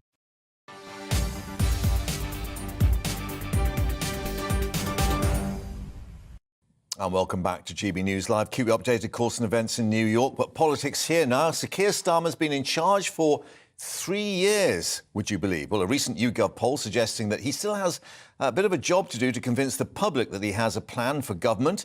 Now, asked whether Starmer had done well or badly, setting out a clear vision for Labour over the past 3 years. 31% telling the poll that he'd done well, but 47% saying he'd done badly. And among those who believed that Sir Keir had failed to set out a clear vision, 32% who had voted Labour at the last election and 42% who had backed Remain in the 2016 Brexit referendum. What does that mean for Sir Keir? Joining us now, Paul Richards, former Labour Special Advisor and columnist. Paul, thanks very much for your time. They'll be mulling over this, as well as, of course, all the other private polling they're doing. Where are we with an election maybe, 18 months away or even less, perhaps? I mean, the important thing to remember is that Sir Keir inherited an absolute train wreck of a party, the worst defeat since 1935, absolutely in the doldrums. 3 short years, one of which was under COVID, let's not forget. He's somehow managed to climb out of the pit of despair into a place where I think a lot of people are looking again at Labour, thinking in contention, a long, long way still to go, though. Yeah, I mean, and it is the problem that he's had to do so much firefighting, getting momentum and Corbyn out of the way, which appears to be done now, that people don't know what Labour stand for. They know this chap that, takes on Rishi Sunak at Prime Minister's questions, but what does Labour stand for? That's the problem. I mean, that's the opinion poll you're reporting is reflecting a national mood, I think, which is so far so good, but what's next? And I mean, Starmer's great challenge now is to set out some clear policies that people can get behind of. So, it is he had an Everest to climb. He's not there at the top yet, but he's getting there. And dare I suggest the criticisms that he's a bit dull, a bit boring, as some people say, because politics seemingly is becoming ever more presidential. Well, that is his danger, isn't it? That, on the sort of who do you want to have a drink with test, he may not be top of everyone's list. But on the other hand, who do you want running the National Health Service? Who do you want running the immigration service and the education system? Probably him. And just looking at this picture, PMQs, Rachel Reeves and Angela Rayner, is that as important that the team he's got behind him as well, in terms of the ability to actually govern? Well, I mean, Rachel Reeves is one of the leading economists of her generation, brain size of the planet. She'll be a fantastic chancellor. We're reflecting today, won't we, about some of the great chancellors of the past. She'll be up there. Angela Rayner has a popular touch. She's, as real as it gets. She's come from a tough background. She reflects on kicking that too. Dominic Raab in the shins at the last PMQs. Well, indeed, and you need a sort of a Prescott-like attack dog in there as well, don't you? And that's the mix. So he's got a pretty strong team behind him. Right. But the big picture, where does Labour go? Are they going to try and pitch for the centre ground in that difficulty that Rishi Sunak is seemingly wanting to move the Tories back there? And that's a very crowded place to be. Well, my advice to him would be exactly that. Get back onto the centre ground. That's where elections are won and lost. Win round the people who don't think about politics every day, aren't that bothered, thinking about their gas bill and their local school, and pitch it directly to those people. And as we were reflecting, Nigel Lawson, the tributes being paid, of course, the whole issue about Thatcher, and then Tony Blair, aspirationally, it gave people something to aim for and a bit of hope. That seems to be missing in British politics at the moment. Well, everyone's so depressed, aren't they? Because, you can't plan your holiday, you're worried about your mortgage, all these things. But, I mean... Broken Britain, as it's being called. Well, indeed, and nothing seems to work and all of that. But, if a party, and I'm hoping it would be Labour, can kind of just tune into the idea that things can be better, that we can offer a bit of hope, a bit like Barack Obama did back in the States, then actually you can sort of garner a bit of the zeitgeist and get people back on side. I think people are so sort of on the canvas. They just want someone to lift them up a bit. Has he got time to do it? Yes. I mean, a good year, maybe 2 to go until an election. And let's face it, the Tories are not going to go for an election anytime soon, are they? Yeah, OK. Well, the clock is counting, as you say, but we'll see what happens. Thank you very much indeed for joining us. You're very welcome. And we'll update you, of course, as... they're in on not the holidays, but certainly Parliament not sitting at the moment, so no PMQs tomorrow, but we'll keep you updated on all the political developments, of course. Also coming up, just to remind you, we'll be back to New York, but let's get an update now on the headlines. Tatiana's waiting.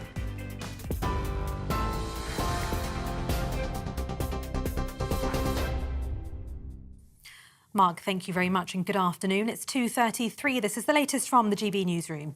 Donald Trump is due in court to face criminal charges, becoming the first sitting or former president in US history to do so. These are live pictures from the court in New York, where he's due to be formally charged. He was indicted over an alleged hush money payment to adult film star Stormy Daniels before the 2016 election. His lawyer says he'll plead not guilty. Finland has now officially become a member of NATO.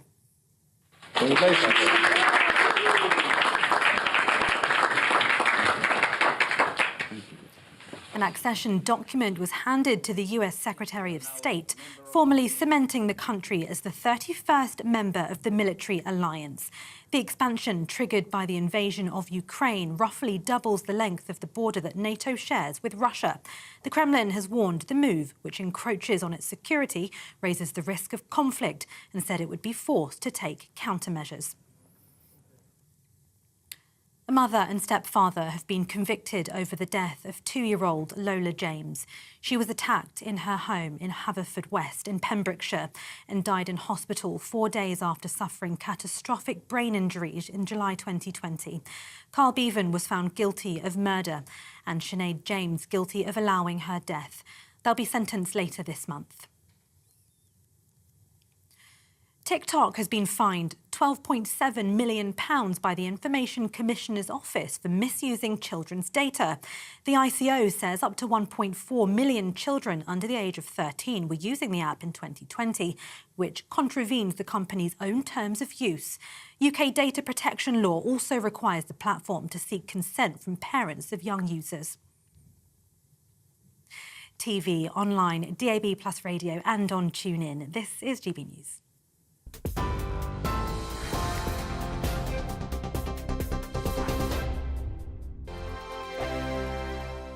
It's all about family, being in people's living rooms, all the interaction and getting to know who our viewers and listeners are. When I was young, my dad used to say, "Nana, stop arguing." I wanted an outlet that would enable me to give my opinion. People are going through a really hard time right now, and I know that you don't feel like you're being listened to by the establishment. I came to GB News because it's the People's Channel, and I want the audience to have their say on the events of the day. We're dynamic. We do something different. Democracy shows that the wisdom of the nation is in its people. I get to travel to find out what the story is from a personal perspective. The British people aren't fools. We know when we're not being told the full story. We've got to work out how Britain moves forward from this. It's the best country in the world. The establishment had their chance. Now we're here to represent your views. Britain's watching. Britain's watching. Britain's watching. We're proud to be GB News. The People's Channel. Britain's news channel.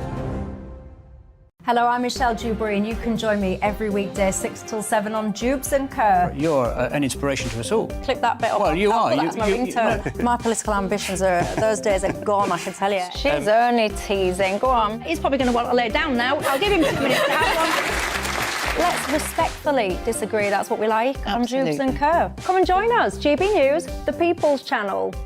Michelle Dewberry, weekday evenings at 6 o'clock.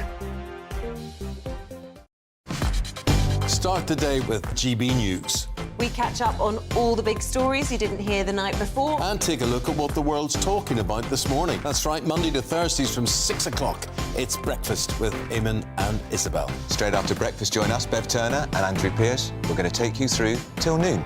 We'll be tackling the big topics of the day, including the things that the other channels just won't talk about. If it's happening here. Wake up to mornings on GB News, the People's Channel. Britain's news channel. I'm Simon Evans. Join me on GB News for Headliners at 11 p.m. What's the scoop? I'll be joined by 2 of the country's top comedians. That's right. As we take a look at tomorrow's newspapers tonight. We're going to get into trouble. If it's a big story, we'll be covering it. Spill some tea on him. There we go. But we'll also have some fun. I wouldn't stick up a bank. My father didn't love me. So anyway. Headliners every night from 11 on GB News, the People's Channel, Britain's news channel. We've got a brand new lineup every Saturday night on GB News. From 6 p.m, I'll give you my unique take on the world today. Then at 7, it's me, Calvin Robinson, with my Common Sense Crusade. New to GB News is the Saturday 5. 5 times the opinion. Join us every Saturday from 8 p.m. as we debate the week's stories. With us 4, plus a special guest. And at 9, of course, it's Mark Dolan Tonight. Brand new Saturday nights on GB News, Britain's news channel.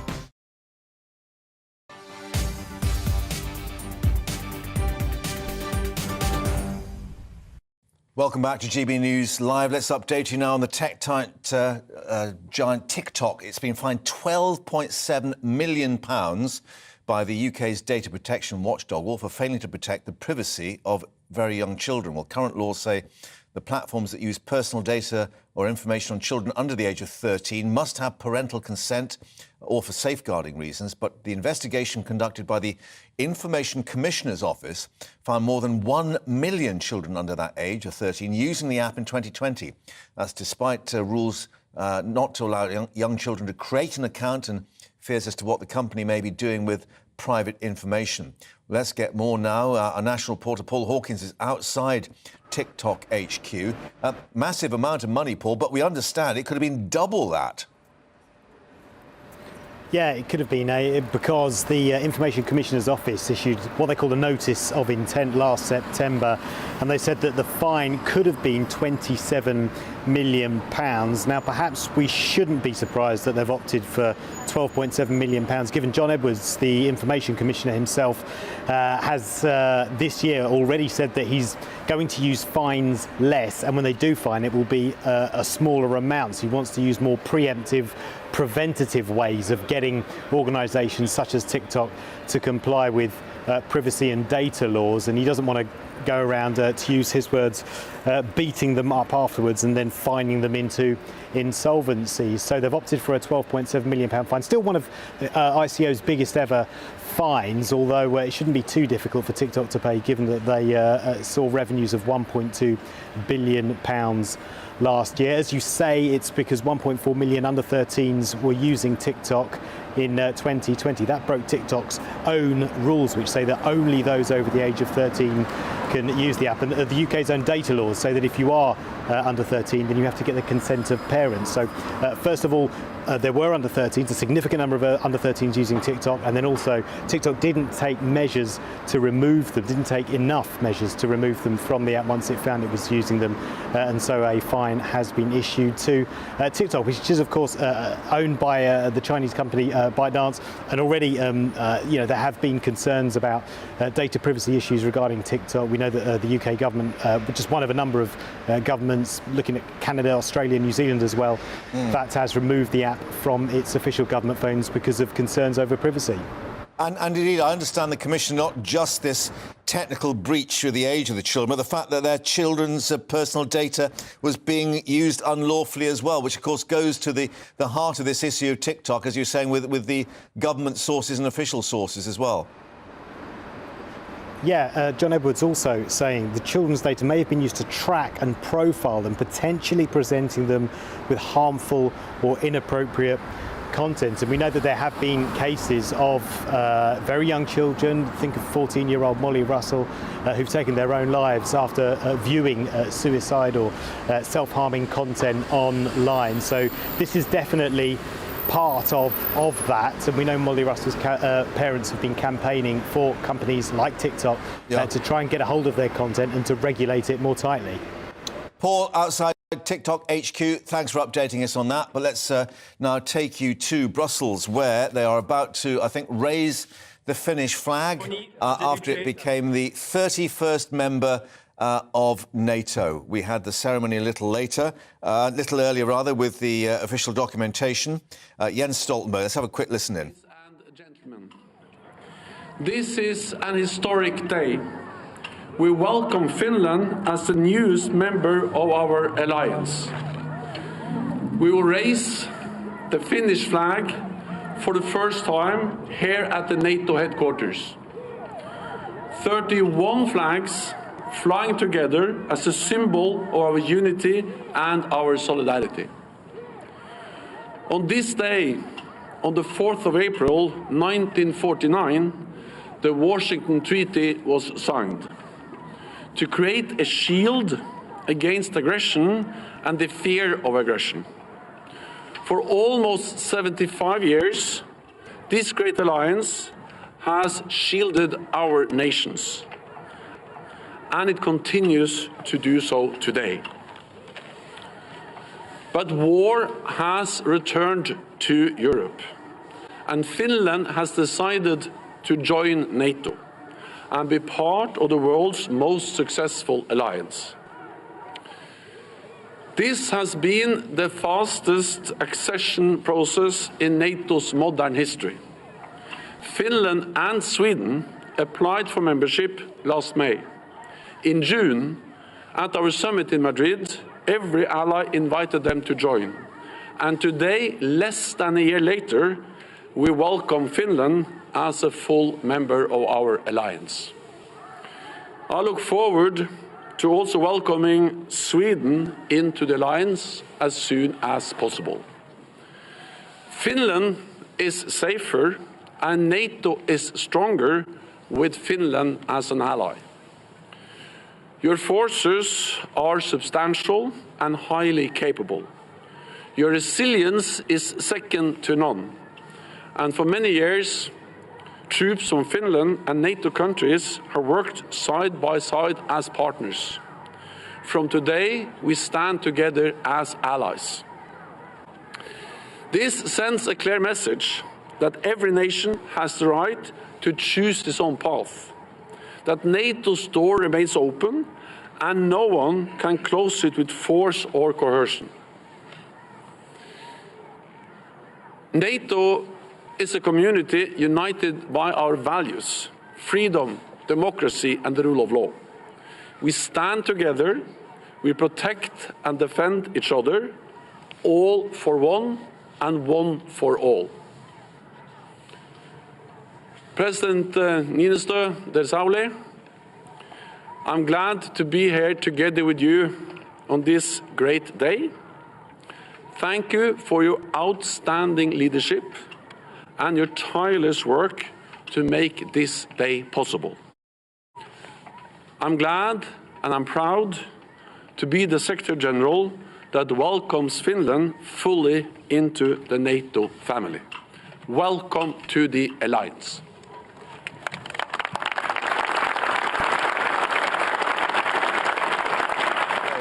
That is Jens Stoltenberg, as he said, all for all, all for one. And the significance, of course, is that Finland shares this 832-mile border with Russia, had applied with Sweden to become members last May because of Russia's invasion of Ukraine. I think we can hear now from the Finnish leader. General Stoltenberg, dear Jens, ministers, excellencies, ladies and gentlemen. Finland has today become the 31st member of NATO. The era of military non-alignment in our history has come to an end. A new era begins. Each country maximizes its own security. So does Finland. NATO membership strengthens our international position and room for maneuver. As a partner, we have already long actively participated in NATO activities. As an ally, Finland will contribute to NATO's collective deterrence and defense.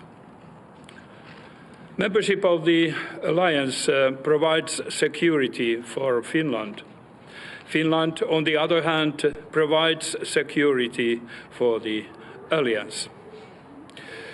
Finland, committed to the security of all NATO member states, will be a reliable ally that strengthens regional stability.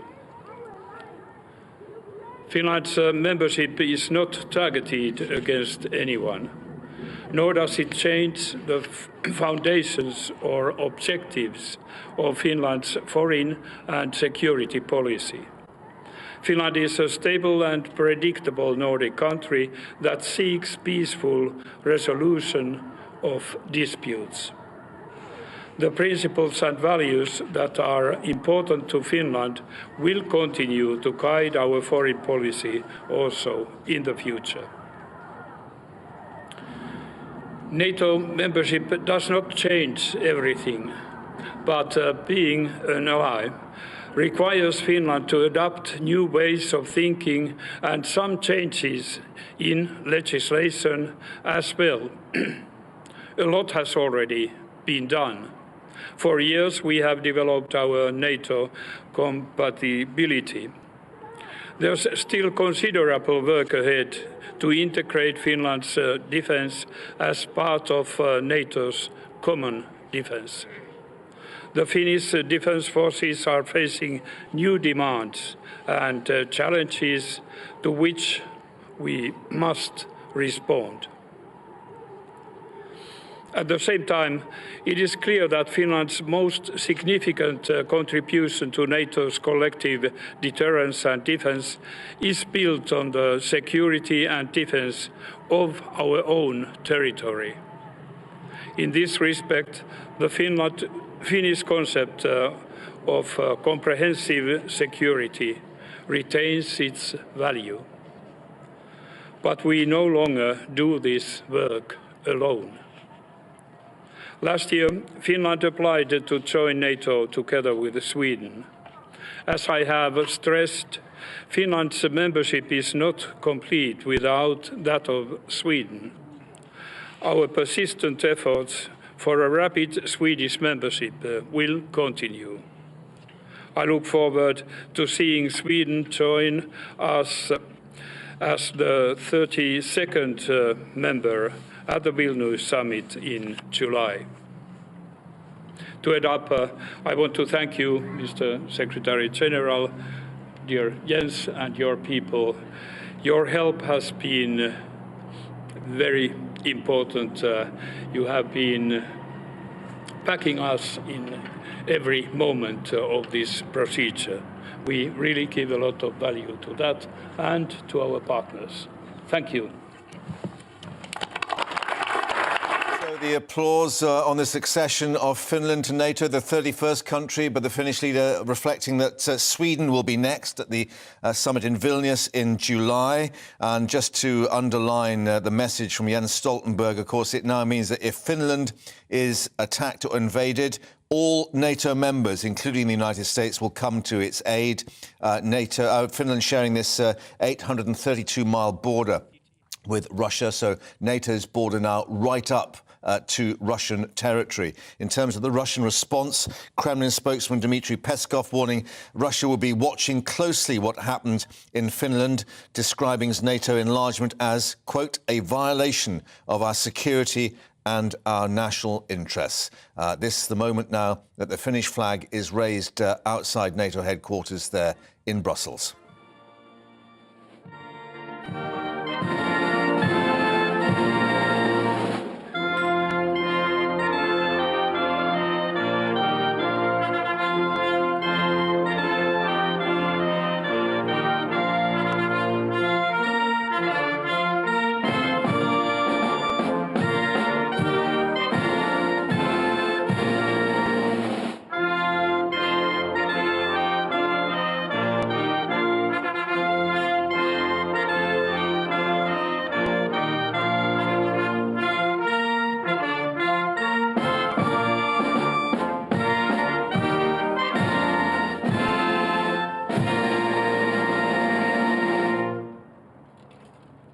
So the flag flying there with the 30 other countries, 31 flags, shortly to be 32 in July when Sweden joins. And, of course, the importance, as we said, now Article 5 means that any incursion by Russia on Finland or eventually Sweden will be an incursion on NATO. So the balance of power changing as a result of this Russian invasion of Ukraine. More reaction to that, of course, as we get it. Now, let's reflect here. The Environment Secretary, Therese Coffey, has revealed the government's proposal to clean up Britain's waterways and beaches. The plan aiming to bring in more investment from water companies. Plastic wet wipes, of course, to be banned as well, and tougher penalties on polluters, unlimited fines indeed. This is what he had to say a little earlier. We've got a comprehensive plan for water that's designed to tackle pollution at source, also how it's treated, and to increase the penalties on people who do the polluting. Well, there's been a call for evidence in the past where the government has considered it, and we've already seen some retailers like Boots and Tesco's already stop selling those wet wipes that have plastic in them. Now we're just going to complete it and just ban plastic from wet wipes for good. A lot of things that we do have to go through formal consultation first, as when we bring forward legislation, and therefore we will be making sure it gets delivered within the year. Therese Coffey by a fairly clean-looking river there. Let's speak now to Philip Dunn, Conservative MP for Ludlow and the chair of the House of Commons Environmental Audit Committee. Thanks very much indeed for your time. One wonders whether the problem is actually wet wipes or whether it's all these water companies dumping tens of thousands of litres of sewage on our beaches and in our rivers.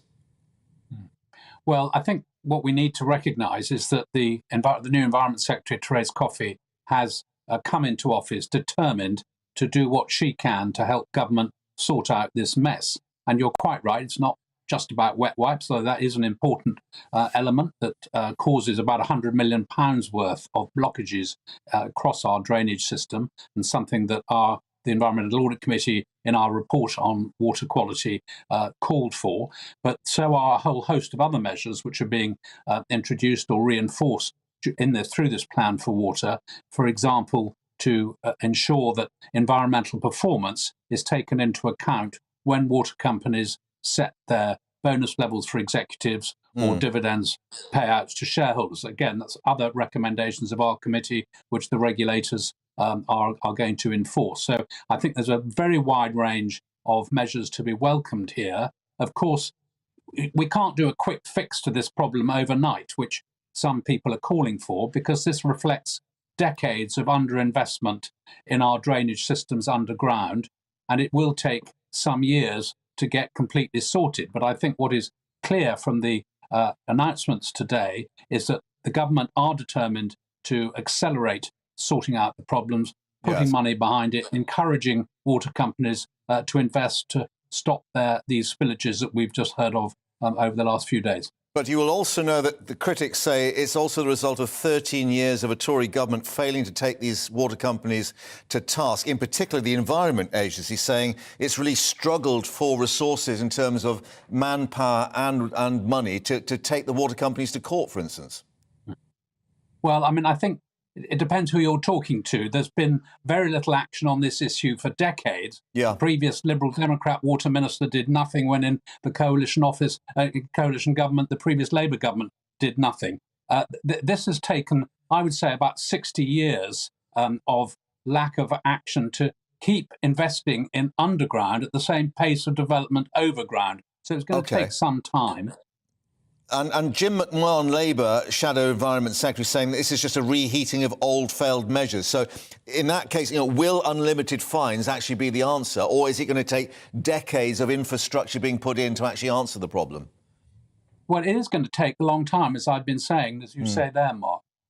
But unquestionably, providing fines through there are over 2,000 investigations into potential permit breaches, which are currently being undertaken by the Environment Agency and Ofwat. One of the measures announced today is that the proceeds of fines will be used to establish water restoration funds so that money can be put back into helping solve the problem. Now, that's something that I and others have been calling for, and the government has responded to that and are going to introduce it. So that's a very welcome step to provide some extra money in due course, which won't come from bill payers. It'll come out of the profits of water companies. Which have been pretty eye-watering in many cases, if you pardon the pun. Philip Dunn, Chair of the House of Commons Environmental Audit Committee, thank you very much indeed for your time here on GB News. Thanks for joining us. Well, that's it for the moment, but don't forget we're going to have all the latest live for you from New York. Patrick's with you for that. We've got our cameras outside the court building and outside the Trump Towers, because a certain Donald J. Trump will be appearing in court in New York. We'll have the latest for you shortly.